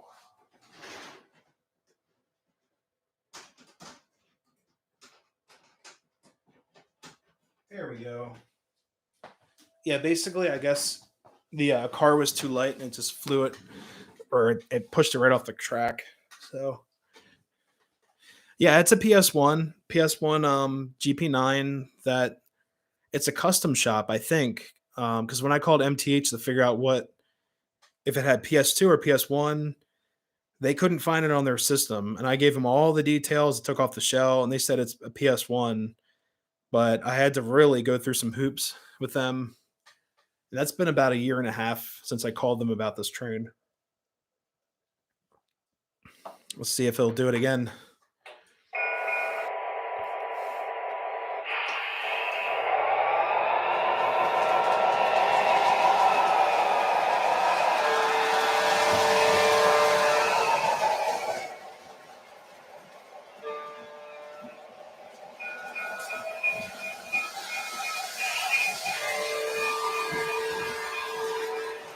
I think we're rolling.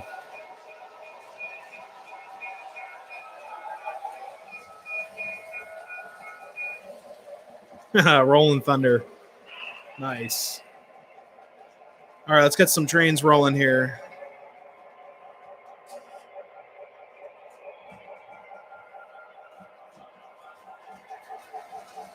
Whoops. Let's do that for now.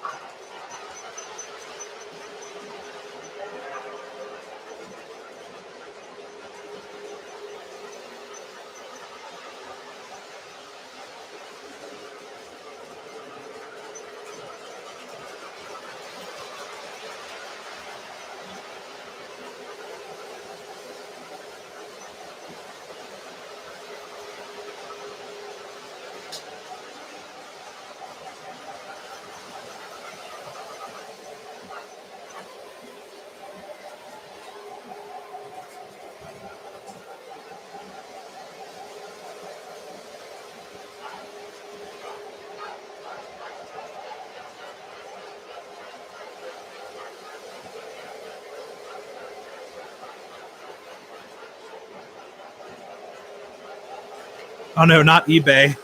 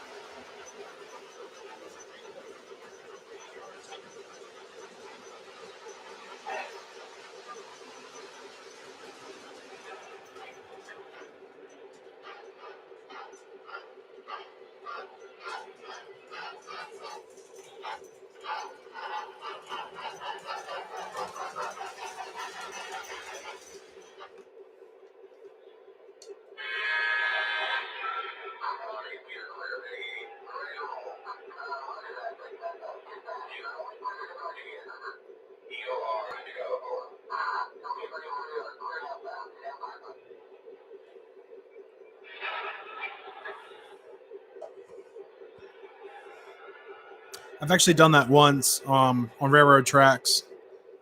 I actually did it at Strasbourg. I think it was like a dime and like a couple pennies, and we morphed them all together to make like this push penny project.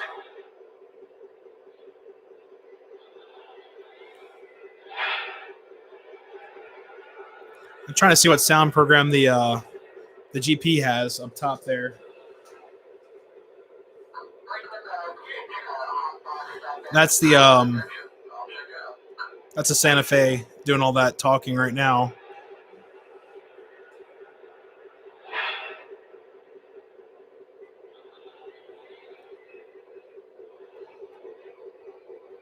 It's almost like the trains are talking to one another. It's kind of funny.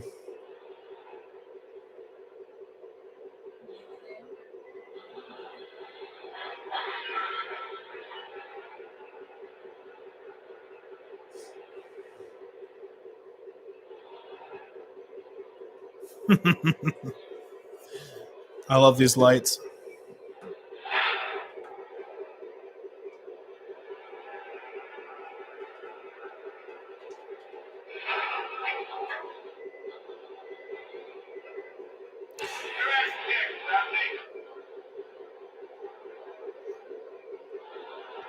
Yeah, it is like a freight yard sound. It's like I hear a backup, alarm. Maybe it's like loading up. I don't know.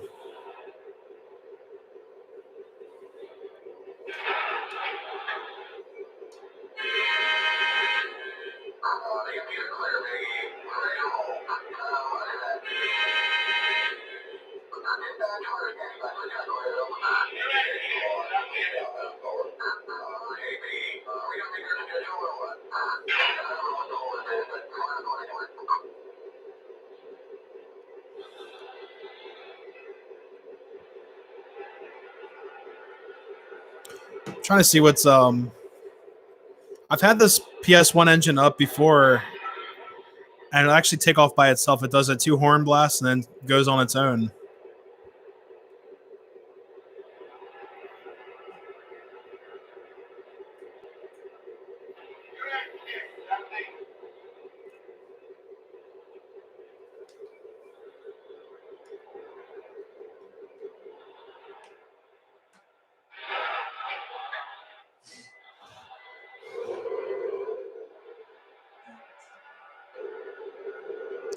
So most of the engine noise you guys hear is actually coming from the Santa Fe.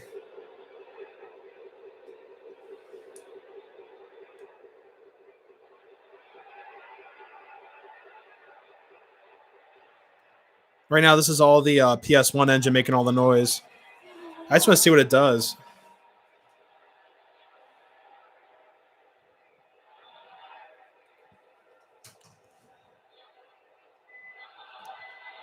Might get the new Strasbourg Railroad set. Yeah, I think that's I'm not sure if it's 475 or 90 that comes with it, but I know it comes with engine tender and 3 cars. I think they're like $300 or $400. So I mean, it's pretty crazy. Some of the PS1 engines have unique sounds. You can hear livestock. What? Livestock in the background. In the Rail King General 440. Yeah, let's see what she does. I'm gonna hit the horn a couple times. Sometimes it's like finding a code to do this stuff.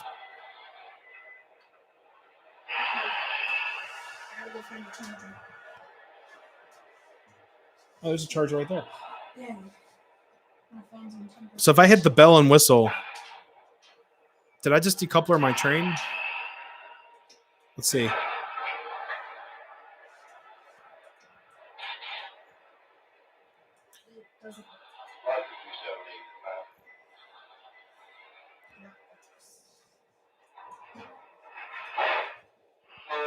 There it goes. So I didn't even do that.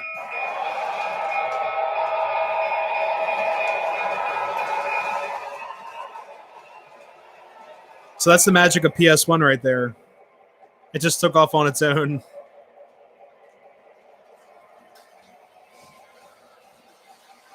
Your dad got the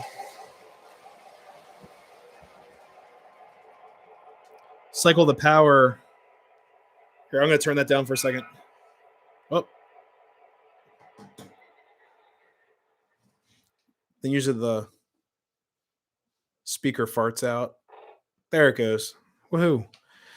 Yeah, I gotta let the battery charge up of those. Sometimes I just wish I could just leave them up here on the track, let the battery charge up, and then um, go from there. But yeah, I did cycle like twice, and then I hit the horn and bell at the same time, and then it did the advanced sequence. Yeah, like you just said, it's really cool. It rings the bell, honks the blows the horn twice, and then goes on her way.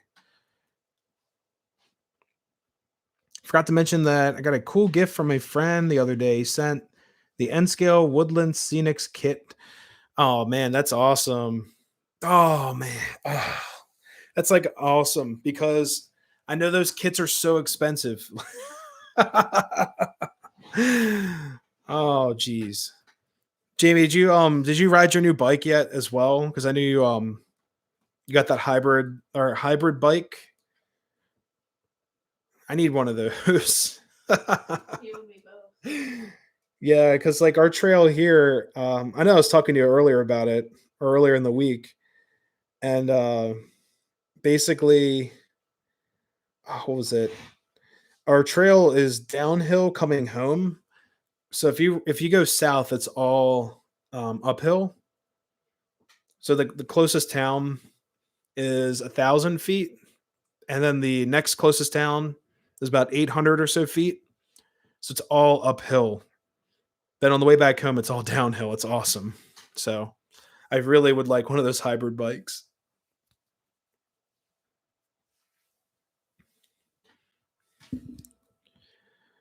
Oh man. Oh, this whole thing just spazzed out here. No biking yet. Everything is still a mess here at the. Oh yeah. I forgot. It rained and rained and rained all week.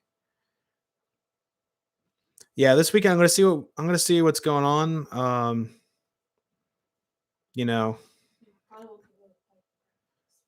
what?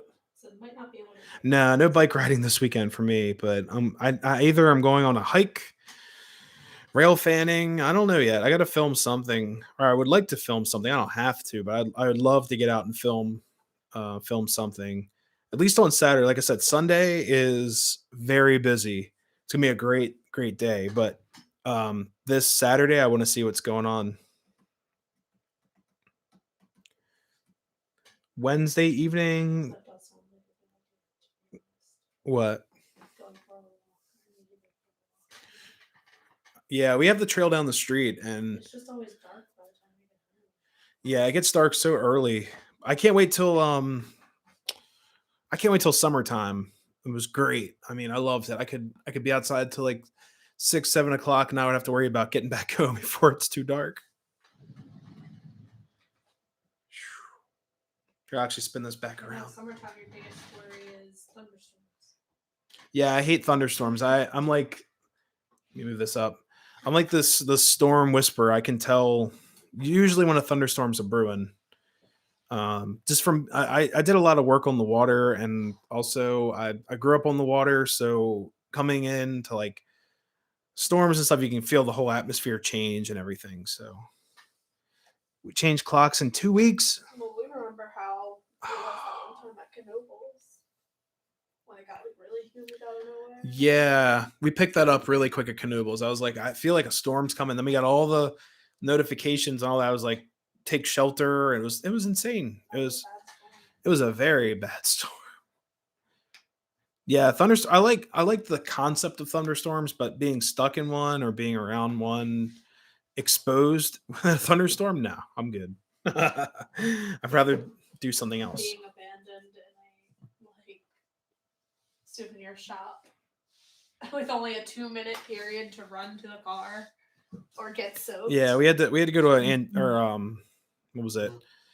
We had to take shelter in a souvenir shop, but everyone else there was awesome. And the staff was great. They all let us chill out until the storm kind of passed, and then we were like one of the last cars out of the parking lot. But storms are prone there because they're in a valley. So basically, you're stuck underneath here, and all the storms and stuff get trapped in that valley, and they just rain. Hate storms. Yeah, I don't mind them. We haven't had a thunderstorm here We did when we first moved in. Yeah, we only had like 1 or 2, but it wasn't anything bad. But it was crazy because the house was getting pounded before we moved in. Yeah, every weekend. Every week. Every storm we got. Yeah, it was rough. Like this house was like hammered by thunderstorms right before we moved in, and all the gutters weren't cleared out or anything. There's all kinds of nasty stuff. So it is what it is.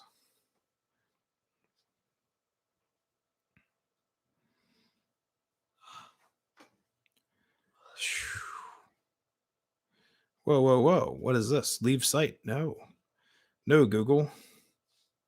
It was like an update is available for your machine. Would you like to leave the site? I'm like, no, no, don't leave.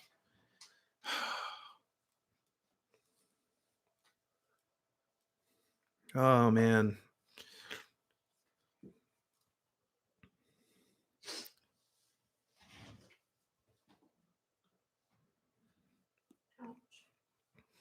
Yeah, I keep on seeing the mic here. It looks like it's under a black light. Even my shirt. It's just because the Well, because the whole room's blue. yeah, it's like a black light in here. I wonder if I can get purple. Let's see if I can get purple. Let's see if I can do that. I bet you I can.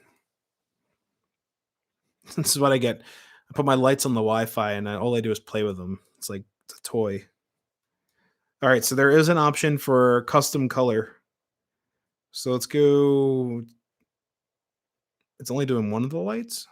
Oh, there they go. This is called psychedelic purple.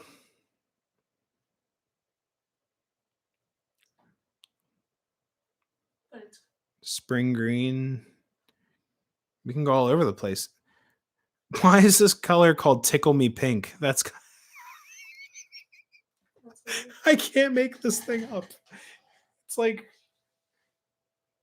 I can't make it up. Oh man. This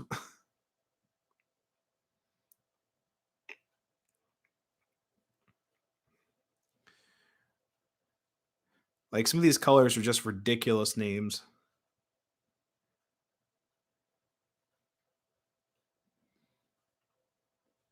There we go. I like that. There we go. Perfect. And I do have all the fancy colors on here too, and all the light shows. I can run through. I can change it. Oh, that looks cool. Looks really cool. All right, so it's getting a little late, so I'm gonna run some of the quieter trains on the shelf. See who else comes in, and then probably call it in a little bit because it's getting pretty late. It's 10:14. I think last week we were on for what, almost 3 hours. Yeah. It was crazy.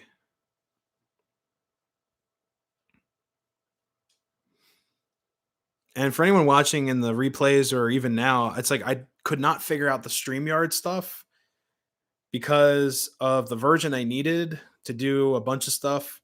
You have to pay per month compared to using the free version, which you can only use like a certain number of features. It's not as like I don't know.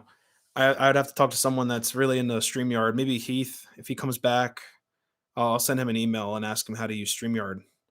Hey, it's JP. How's it going? Thank you so much. Yeah, I've been getting the studio ready for various reasons. And yeah, her and I are taking a break because, well, my hands are clean now, but we were painting all week, right? Well, not all week, but the past few days. Past few days we've been painting. So I've been getting this. Late nights of painting till like 1 or 2 o'clock in the morning. Yeah, we painted till was it what, Saturday night? Saturday night I was up painting until like 30. Oh yeah. This is a Strasbourg official t-shirt. It reminds me of the shirt from Forrest Gump with the guy wipes his face in the shirt and it's like a mud face or whatever. It reminds me of that. So it's kind of funny. Hey, JP said hi. I know, I see. I said hi first. She gets the comments before me, so I see him. I sound like an old senile man over here. Like, I can't help it. My technology is slower. She's on a 5G. I'm on the house Wi-Fi here. Oh, I'm on the Wi-Fi, but I also have my LTE. LTE. Yeah, I'm the old fart of the attic as of right now. Oh man. Here, I'll just run what I have up here. But yeah, I've been trying to get the studio all together and cleaning up stuff. I mean, I'm still finding stuff from the move and like stuff to hang up on the wall. I've got. Here, I'll show you what.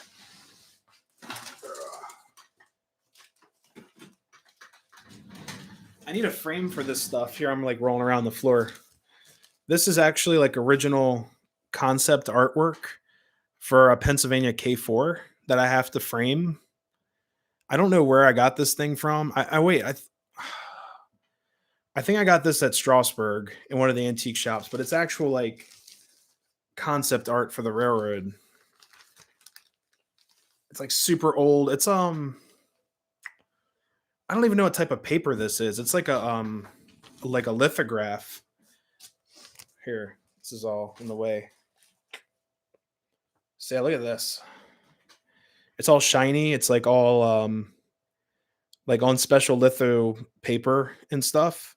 But someone actually did a lithograph of this. It's amazing. So this is a Pennsy K4, which is the same engine I just reviewed, and its number is 1361. So yeah, I got to get this framed in like a special glass so it doesn't fade on me. Put that over here.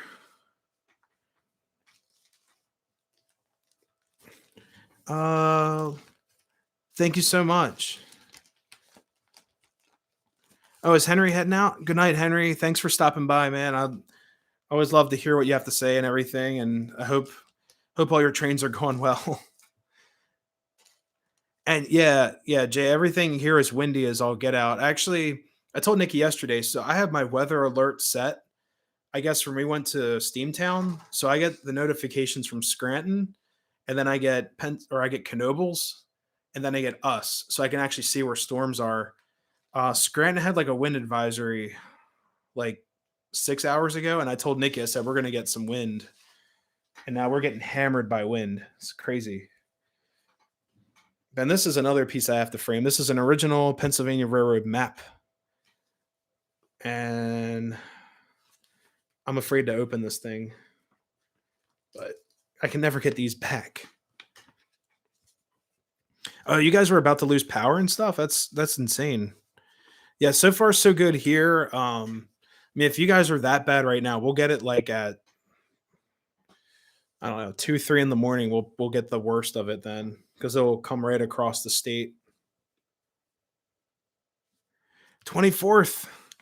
Yeah, I think I put it in my calendar because Nikki sent me that, and then I got the email. I was like, praise the world, like Knoebels is opening. I'm like, I can't wait. Yeah, I mean, look at these old graphics. These people are like so happy to be on a train. Here's another K4 on the front of that. That's awesome. Yeah, Jamie's out where, that was it northwestern or north sorry, central part of the state. Yeah, I can hear the wind. That's the one. Oh god. sounds like the Dorothy's ready to take off out there on a broom or something. It's crazy.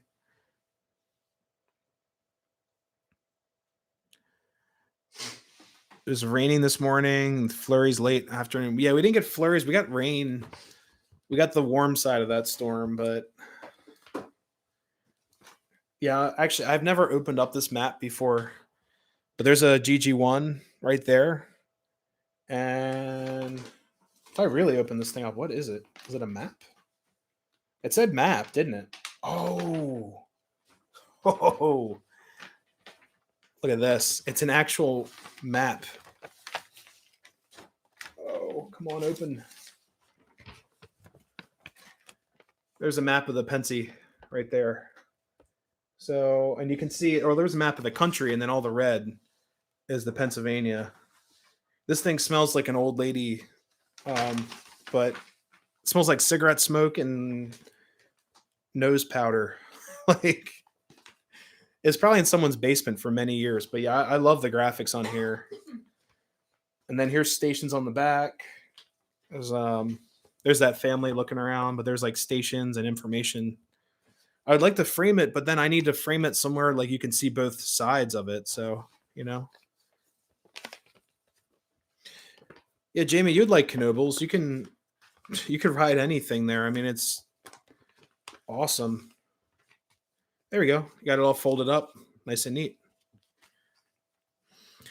Yeah, I've been going to Knobles for the past 20 years, at least, because we were there as kids, and we would basically it was a whole camping group. It was actually one of the groups that one of the people that gave me all these trains, or some of the trains, a lot of them I purchased, but we used to go with their family and then their friends and then their friends, and we'd have this giant group. And actually, I rode the Twister. I believe it was the month it debuted to the public, and that was so much fun. Like we made shirts and everything, and we had photos. I have like a photo of me on the log flume. I'm like 4 or 5 years old. The Phoenix was my first roller coaster. Um, Insane ride, very classic double out and back coaster. So I love the park. I mean, we go well now that we live an hour closer to Knobles. We went last year. What, 3 times? Three, maybe four. I think we only went 3. I know that we went not long after we moved in because we just need to get in the house. Yeah, we went the week we moved into the house, or like the week after. And then like a month later. Yeah, we went earlier in the year before we moved out, and then we went when we moved in here, and then we went for Hollow Fun, which is like the greatest. That's like they turn off all the lights on the coasters and everything. So I've been going there ever since I could walk. My mom used to be a nurse in the hospital she worked for. Their annual picnic there. Oh, that's so cool. There every year. It's rare. Yeah, 5 times. Yeah, yeah, last year was kind of a blow because of all the COVID stuff. Even wearing the mask, like, oh my god, wearing a gator walking around Knobles, it was unbearable. Like everything was just, yeah, because I don't wear I don't wear a mask. I wear a gator just because of my ears, and it's comfortable. But it was hot. It was really hot. And then we went to Hollow Fun. I think we rode. What did we? Hollow Fun. We left. We didn't ride some stuff. Well, because the lines were. Yeah, the lines were ridiculous. They're only running one train, but I understand they have to do everything they can to stay open. I love Knobles. I completely understand. So I can't knock it. But it was a little bit of a burden, but we had a great time. It just got really, really crowded too. Like it was very. Yeah. Busy. Hollow Fun was probably the busiest Hollow Fun. We waited in line for tickets for like an hour. And it went, Jay, you would know. So it went where the ticket booth is in the central part of the park. We had to go over the bridge. Yeah, we had to go over the cover bridge. The line went past the grand carousel. Through the main entrance, like the old entrance. I mean. Yeah, the lines basically started from the Pioneer all the way to the ticket stands, and they had all the other ticket booths open. It was just crazy.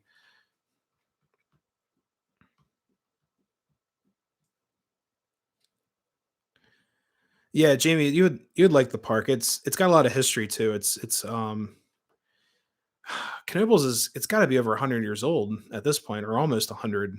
They're probably getting close because I think it's from like what, 1923. Yeah, Hollow Fun does get crowded. Even we went. So Nikki and I's first Hollow Fun. Well, now it was like 2 years ago. Yeah. At this point. So because we've been dating for almost 2 years, but about 2 years ago we went. It was busy, but we ran everything. And then the year before that, before I met Nikki, I went with a friend and we rode the Phoenix. We basically did the antique cars last when everyone was done. And then Nikki and I, okay, this is crazy. So you'll get a kick out of this. Oh, Wait, yes. he has a Knobles DVD behind the scenes. Oh yeah. I remember you filmed. That was so cool. Seeing like behind the scenes at the mansion. Prior to the pandemic, I was close to buying a travel trailer, but now the prices on those have skyrocketed too. Knoebels is pretty affordable when it comes to like lodging, but you have to get in the door. It fills up so fast. Oh, Ma says 26. Oh, a couple more years. God, our house is older than Knoebels. Only by a couple years, though. No, 20 years or so. 24 years. Jeez. But yeah, so we were on the antique cars. They do the whole Halloween thing. And anyone watching this and replays or whatever, they run the antique cars. It's all tricked out to be a Halloween display. Some of it's pretty cool. I love, like, it's scary. Not all of it's like all fun and games, but they had The Nun, which freaks me out. Like that whole series of The Nun. And actually The Conjuring is now on Netflix, which I would like to watch again. I thought that was a very Yeah, Nikki's like, you'll watch that by yourself. I will watch it in the daytime with all the windows open. I just don't like scary movies. Yeah, that's actually a movie that I loved. Like I thought it had some very scary parts to it. It wasn't cheesy like possession, what do you call it? Like parlor trick possession stuff. It was like, whoa, this is scary. Like family moves into a house that has all these secrets. It's a mystery. But yeah, so oh yeah, Black Diamond. Black Diamond's in a good place. It's a good ride. But yeah, so our car broke down.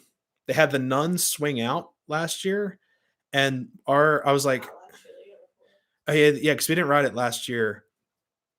So we got out on the car, and I told Nikki, I said, "Oh, I hate the Nun. It like freaks me out because I went through Catholic school, so I know it just freaked me out." The car broke down right in front of the Nun as soon as she swung out, and I was like, "Oh God! Like you got to be kidding me!" Like the car, Literally get just past it. yeah, we were just getting past it, and had some creepy sound effect, and they had the eyes glowing, and I was like, "Oh God! Like help me!" So all the cars behind us were backed up, and we were like the last train, and this girl came out, and she's like, "Oh, I changed the spark plug," but it was like so creepy how that happened. Just watched The Conjuring 2 last week for the first time. Saw The Nun. Oh God, not The Nun. Yeah, The Nun's freaky. The Conjuring one's better than Conjuring 2, but apparently they are based off of some of the Warren stories. Like it's probably over exaggerated, but it is loosely based off of that stuff. And the creepy thing is, if they left Annabelle as a Raggedy Ann, I think that would have been scarier than the actual Annabelle. They worked on oh, yeah, they did work Centralia to the end. You're, like, going into a vortex into the earth. There's, like, a trailer falling down, and there's, like, special effects. Oh, I love it. It's a classic. It's a very well done dark ride. I give them that. Hector creeps me out. Yeah, Nikki and I call the, explosive guy that once you go through, he's smiling at you. He's got a hard hat. We call him Hector. I don't know why. Hector Cornelius. Because I got scared the first time, and you were Yeah. like, well, you have to name him. It makes it less scary. Yeah, so you gotta name him. We named him Hector. So I also like the guy who switches the track. Like when that cart's coming down, he's got a cigar in his mouth. I think that's kind of cool. Smoking in a mine, which is like completely like against the rules. But Yeah, James. yeah, look, he said all clear. Yep, that's Hector. You know, when that ride opened, that boom used to be a lot louder. It used to actually shake. I don't know if they turned it down, but I remember it used to shake the queue. And maybe there was like giving too much away. Because like the haunted house, like Jay, you would know this. So like when you're in the line for the haunted house, you only hear a couple whistles and bells and a little bit of the organ. Everything else you don't hear. It's like a complete mystery when you're in the queue for that ride. And I love that ride. The mansion was like my first haunted. Oh no, well, Disney World Haunted Mansion, which is classic in its own, but my first American classic dark ride was Knoebels. Big studio subwoofer, but yeah, it was louder. Heard in other parts of the rides, they toned it down. Oh man, they should have just left it. Put like an 18-inch sub underneath the track, you know. But yeah, that was That was fun. I remember riding the Black Diamond when it came out. And then there's the whole flying turns. Maybe that'll be open now when we go. Yeah, according one of my contacts at Knobles who knows people as well, he said that Flying Turns was under refurbishment. They were planning on originally extending it a little bit, but they couldn't. That's what they said. I don't know if that's true, but he worked there many years ago. But he knew people of that. So rode that once, never again. What, Flying Turns?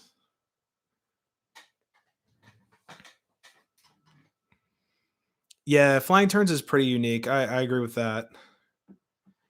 It's definitely interesting, and the line sucks. I will agree. The line really is bad for that, but you have to get there early. Between that and Impulse, uh makes you dizzy, not worth the wait. Such a short ride time. Yeah, I mean, I could see that. I get vertigo. Like I can't do a lot of spinning rides. Like the paratroopers. Nikki cracked her foot on the Oh paratrooper my god, that was horrible. because we had both of our, like, I'm a bigger built person and I was sitting on the outside. So when we came down, she swung out and her foot Hit the hit, stand. yeah, it Hit hit, the steps. yeah, hit the step and it actually cracked her foot. I mean, I was okay, but I definitely bruised my big toe for like Yeah, a good week or so. yeah, she was in pain. Her foot was black. Um, Rode Impulse ones and Scream Like a Girl. I probably did too. I was funny because before they fixed I the, love Impulse. she loves it. I mean, before they changed the wheel, it used to like vibrate the whole car. So I used to say kind of funny things on it. Um, I need to pray. yeah, stuff. I was a goofball. But yeah, That's all I think about whenever I see it now. yeah, I was joking. I said I have to pee, and I like went ah. The whole train just started bawling, laughing. Like, oh man, it was great. Yeah, I Twister and Phoenix. I usually stick to them. Those are my two of my favorite wooden coasters of all time. So, oh, wait, hold up. Oh, Stratosphere. Yeah, I don't even know if I can fit on Stratosphere. I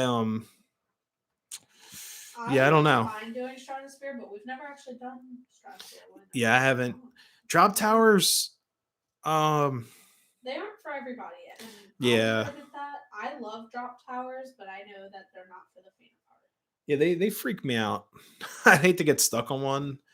I can deal with heights, but I don't know. I'd rather take it out on a roller coaster. I mean, but you're also talking to the same person whose favorite ride at Disney is Tower of Terror. So. Yeah, I mean, I like Tower of Terror too.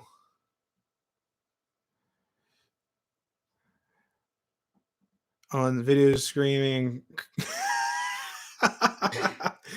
Yeah, I actually saw someone get kicked out of Knobles because they were cursing on Twister. It was like a little kid, and they like picked it up on their surveillance, and it was like, oh my god, like it's not worth it. You see people flip off the cameras all the time whenever we go. Yeah, on the log flume, they always censor out people that are doing certain gestures, and I've got pictures of the log flume from when I was like 5. It's like my dad. Well, yeah, way to cover all the bases. Yeah, I got pictures with him, my brother, shoved into a log, going down the old flume, and that flume's pretty cool. I mean, that's I like, get scared that I'm gonna get soaked every time. I'm so afraid someone's hey, gonna set off the water pistol. how's it going, Don? Yeah, welcome to the 100 sub special. But yeah, Drop Towers, one of the few rides that make me nervous waiting for them. Yeah, Tower of Terror is my favorite, but it's pretty cool. I like the sequence. Tower of Terror, I think that works out because like as soon as you get into the dark room, like Yeah. you drop. Yeah, that whole atmosphere. I love the hotel, like all that old like 1920s stuff and all the cobwebs and the atmosphere. I love all that stuff. Like classic horror movies are like my favorite. And like 80s, I love a lot of 80s stuff. I mean, look at the hair. Um, hey, have a good night, JP. Stay safe out there.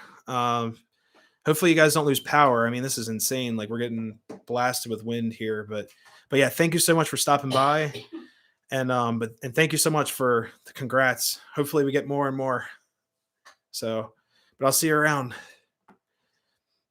But yeah, Tower of Terror is awesome.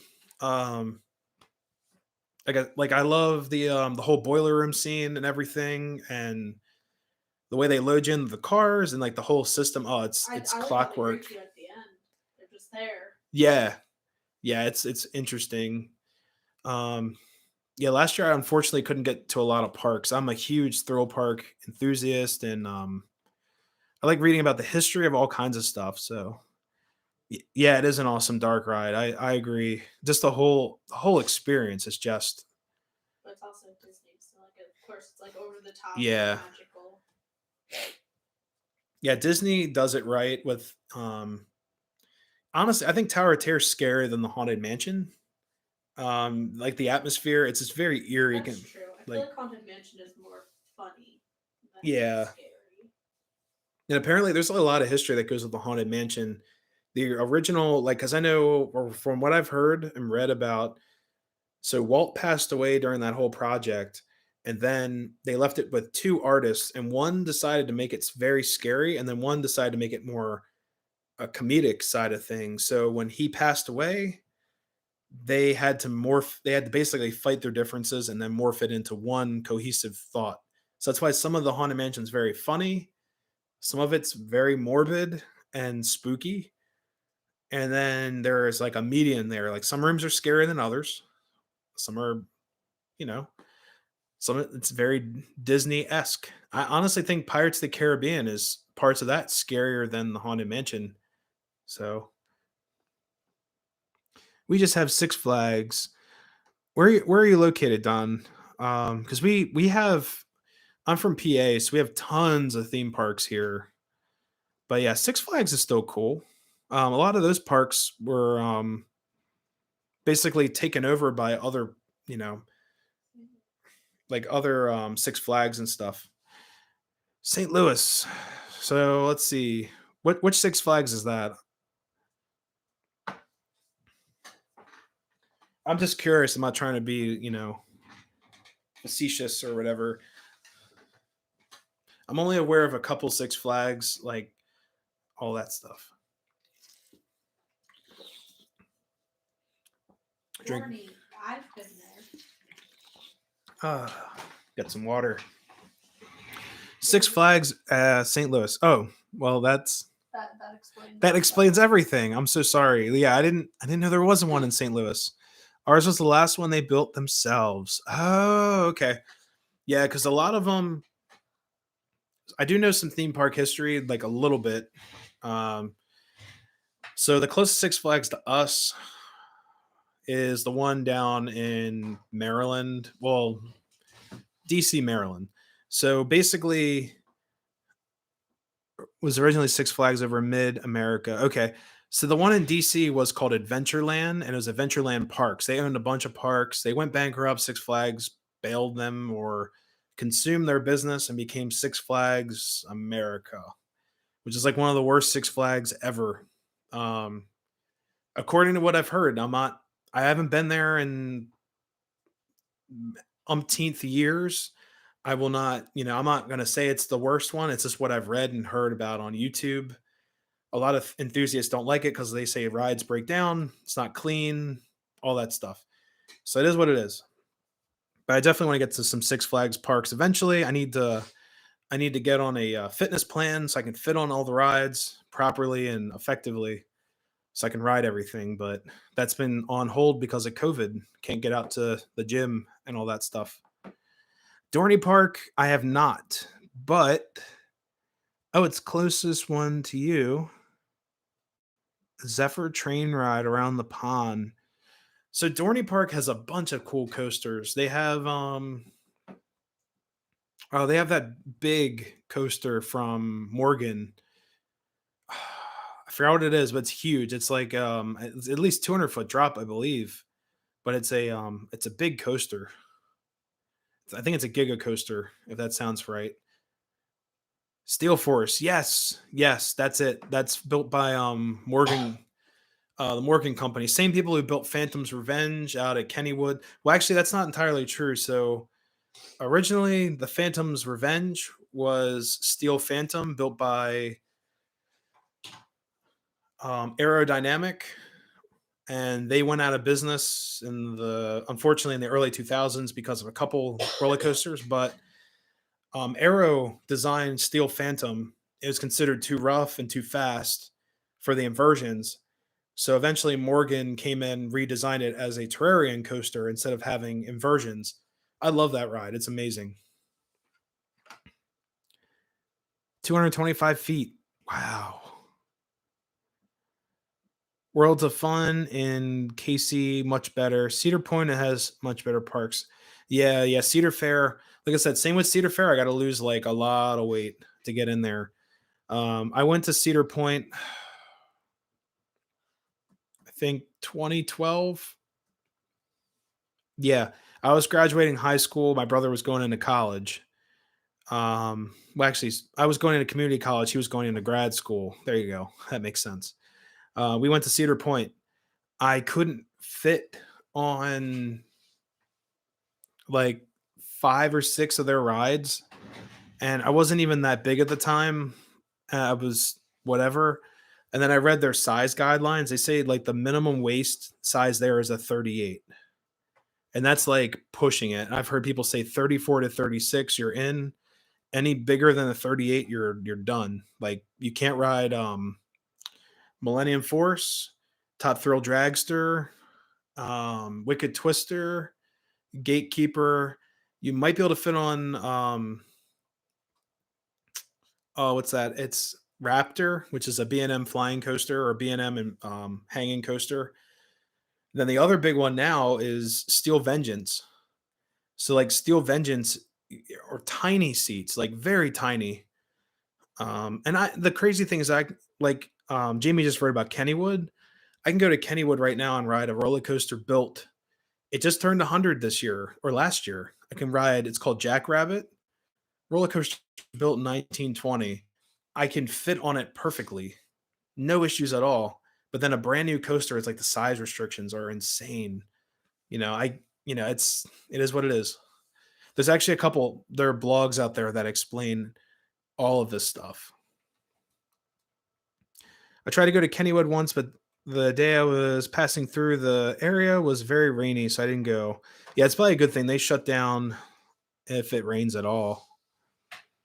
Knoebels will run stuff if it's raining a little bit, and they'll just wait for it to dry out and go from there. Yeah, Jamie, I was gonna say, what's that in the background? It's a Nikki going down the steps. Knoebels is very accommodable for different size people. Tall, whatever. Whatever it may be. Uh-oh. Ow. You might as well just turn it off. No, now we're all red. It's all right. Leave that off. You're blinding these poor people. Or let's do blue. Or let's do. I like. Oh, there we go. I like that. That's cool. So yeah, Knoebels is very size accommodable. If that makes sense. They also don't have seatbelts on their coasters. They just do a lap bar, so it does help with people getting on. So it is what it is. Like I said, I was on a tremendous fitness plan before all the COVID stuff happened. I was going to the gym 4 or 5 nights a week. I wasn't eating a whole lot of anything. Then the gym shut down. And then I was advised by medical people, don't go to the gym, you'll get sick. So I'm working on that now. I'm trying to get back to the gym. I got to get back in shape. I gained all this weight back and it's horrible. It's killing me. They make the seats too tight for safety rules. I think it's Don, I think it's mostly safety and then the physics behind the rides. The riders have to be a certain size for the physics of the ride to work. So to say, or the math and all that to work out. Oh god, there's a cat in a hammock. Some of the newer coasters at Great Adventure I can fit in, like Nitro, which is my favorite steel coaster anywhere. I'll have to check that out. The seats are more accommodating for us larger folks. I mean, it is what it is. People are getting bigger. It seems like roller coasters are getting smaller. So it's like I don't understand what audience they're trying to attract. Like Aerodynamic, Philadelphia Toboggan Company, which makes a lot of wooden coasters. Like I said, Aero's out of business. What else? Vekoma. A lot of Vekoma rides were size accommodable, but some companies that are not, like B&M. B&M is part, I believe, a Dutch company. Intamin is an American company, but their rides are very small. So it's kind of crazy. It's just different perspectives on things. But yeah, it's like always good to know about Knobles. Yeah, I always worry about. Yeah, me too. I had a panic attack before getting on a roller coaster because I was like, "Am I too big for this ride? Like, am I going to get the walk of shame down the aisle there? Like to tell me I can't fit?" But no, Knobles, you'll be fine. I promise. If there's a ride for everyone there, it's a beautiful park, and there's so much to do at Knobles. If you can't or don't feel like going on a certain ride, you can play miniature golf, or there's an arcade, or there's you can go on the log. The log flume's great. Anyone can do the log flume. It's about near impossible to be bored at Knoebels. Yeah, it's you can spend a whole day there. It's so beautiful too, like all the scenery. And the best part is the food. The food is like the best. So I always look forward to. yeah, the food. If you can't ride anything, even though there are tons of rides there that do not limit of that. They're very, I think they're very accepting because they want more families. They want that family orientation or the family vibe. So they want everyone to be able to enjoy themselves, not, be upset about certain rides. Hey, thanks, Don. Yeah, it's been a feat. Everyone says the 100 is the hardest to do. And I had a bunch of bots. It was so funny. Like the other day, I told Nikki I woke up and I was like, we have like it was like 2 weeks ago. I was like, hey, we have 90 subs. Whoa, look at this. And the next day, all five of them were gone. And then I got a notification from YouTube. They were like bots. I don't know what they were, but they were just like Russian bots or whatever. I don't know. But I also get the bot comments that are funny. It's like a timestamp and stuff. It'll be like this weird Russian text, and it'll have like a timestamp, and then YouTube reports that. I think it was like those fake accounts like subbed, but I think everyone here is they're all official. It's been 100 for a couple hours now, so I think we're good. Food pass for Six Flags. I've gone just to eat.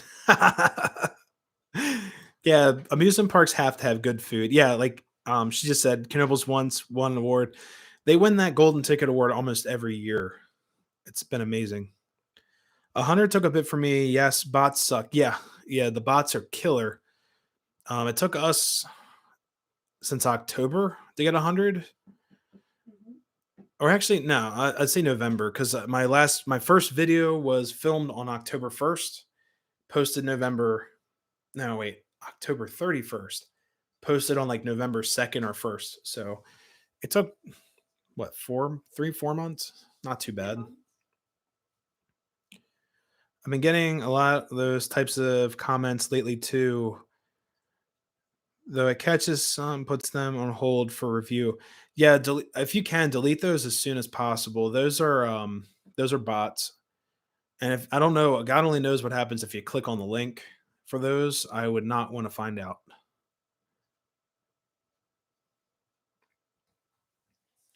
And according to the clock, it's 1:15 in the morning. Here, look at this.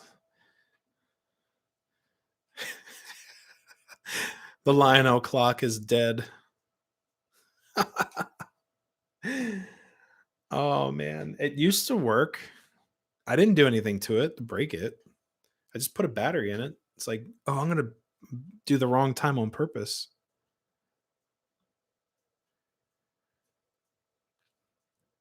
100 took me a year and a half. Just 195 a few months later. The clock will be right in a few hours. Yeah, it says 1:15. Yeah, give it a. It was right for like 2 days, and the thing that threw it off, so it clicks every time an hour hits because the train at the top is supposed to spin around, but the batteries aren't in for that feature. So every time it clicks, it's supposed to be an hour. And I was up here working. I don't know if it was yesterday. Or during lunch today at work. I came up here and like started cleaning up and stuff to get the studio ready. And I heard it click, and I was like, "Well, it's only 12 o'clock. Why is it clicking?"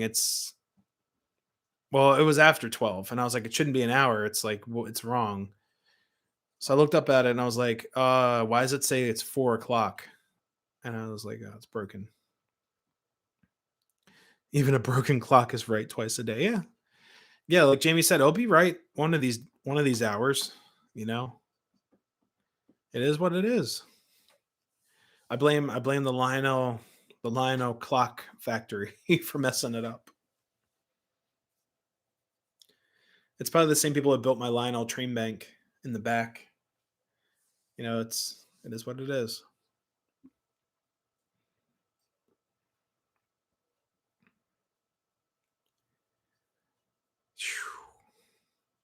You've been going at this for almost 3 hours. It's all good. That's how it usually goes. Yeah. Yeah, streams get longer and longer. I mean, I love doing the live streams. They're a lot of fun. I met so many people through this platform. It's been an awesome experience. I can't wait to see where this thing goes. Even the other day, I hopped into one of ours trains live streams. I helped him fix a train. That was a nightmare. The train was a nightmare to fix, and I was like, "Corey, you got to do this." I was like typing it out on my computer as fast as I could. I was like, "Dude, do this." But yeah, this has been so much fun. I'm all out of steam. It's all good, Jamie. There will be many more streams, and hopefully you can get out to Knobles and stuff. I don't know if Jay's doing a meetup this year. I don't know what's going on with that. I thought he is doing a meetup eventually at Knobles, but he hasn't had a date on it. But Sounds like he's gonna be there on opening day, so we might run into him. yeah, I might run into JP on opening day at Knobles, and I'll film around. And basically, I told Nikki that so we don't destroy the whole day filming.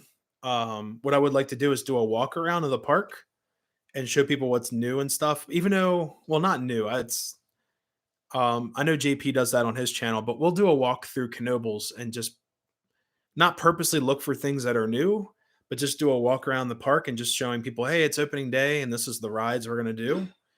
And then we'll tell everyone thank you so much type of. Kind of also like this is what Knobles looks like in Yeah. 2021. Yeah, they're basically just an update. Not basically it's an experience update, not like this is what's new here, because that's what the video he's doing. Um, I don't want to steal that from them because like I said, that's his realm.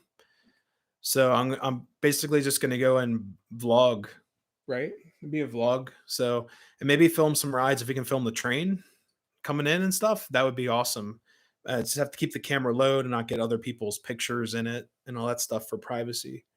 But yeah, I think he's doing meetups at Jim Thorpe, Knobles, and Horseshoe Curve, Lakemont.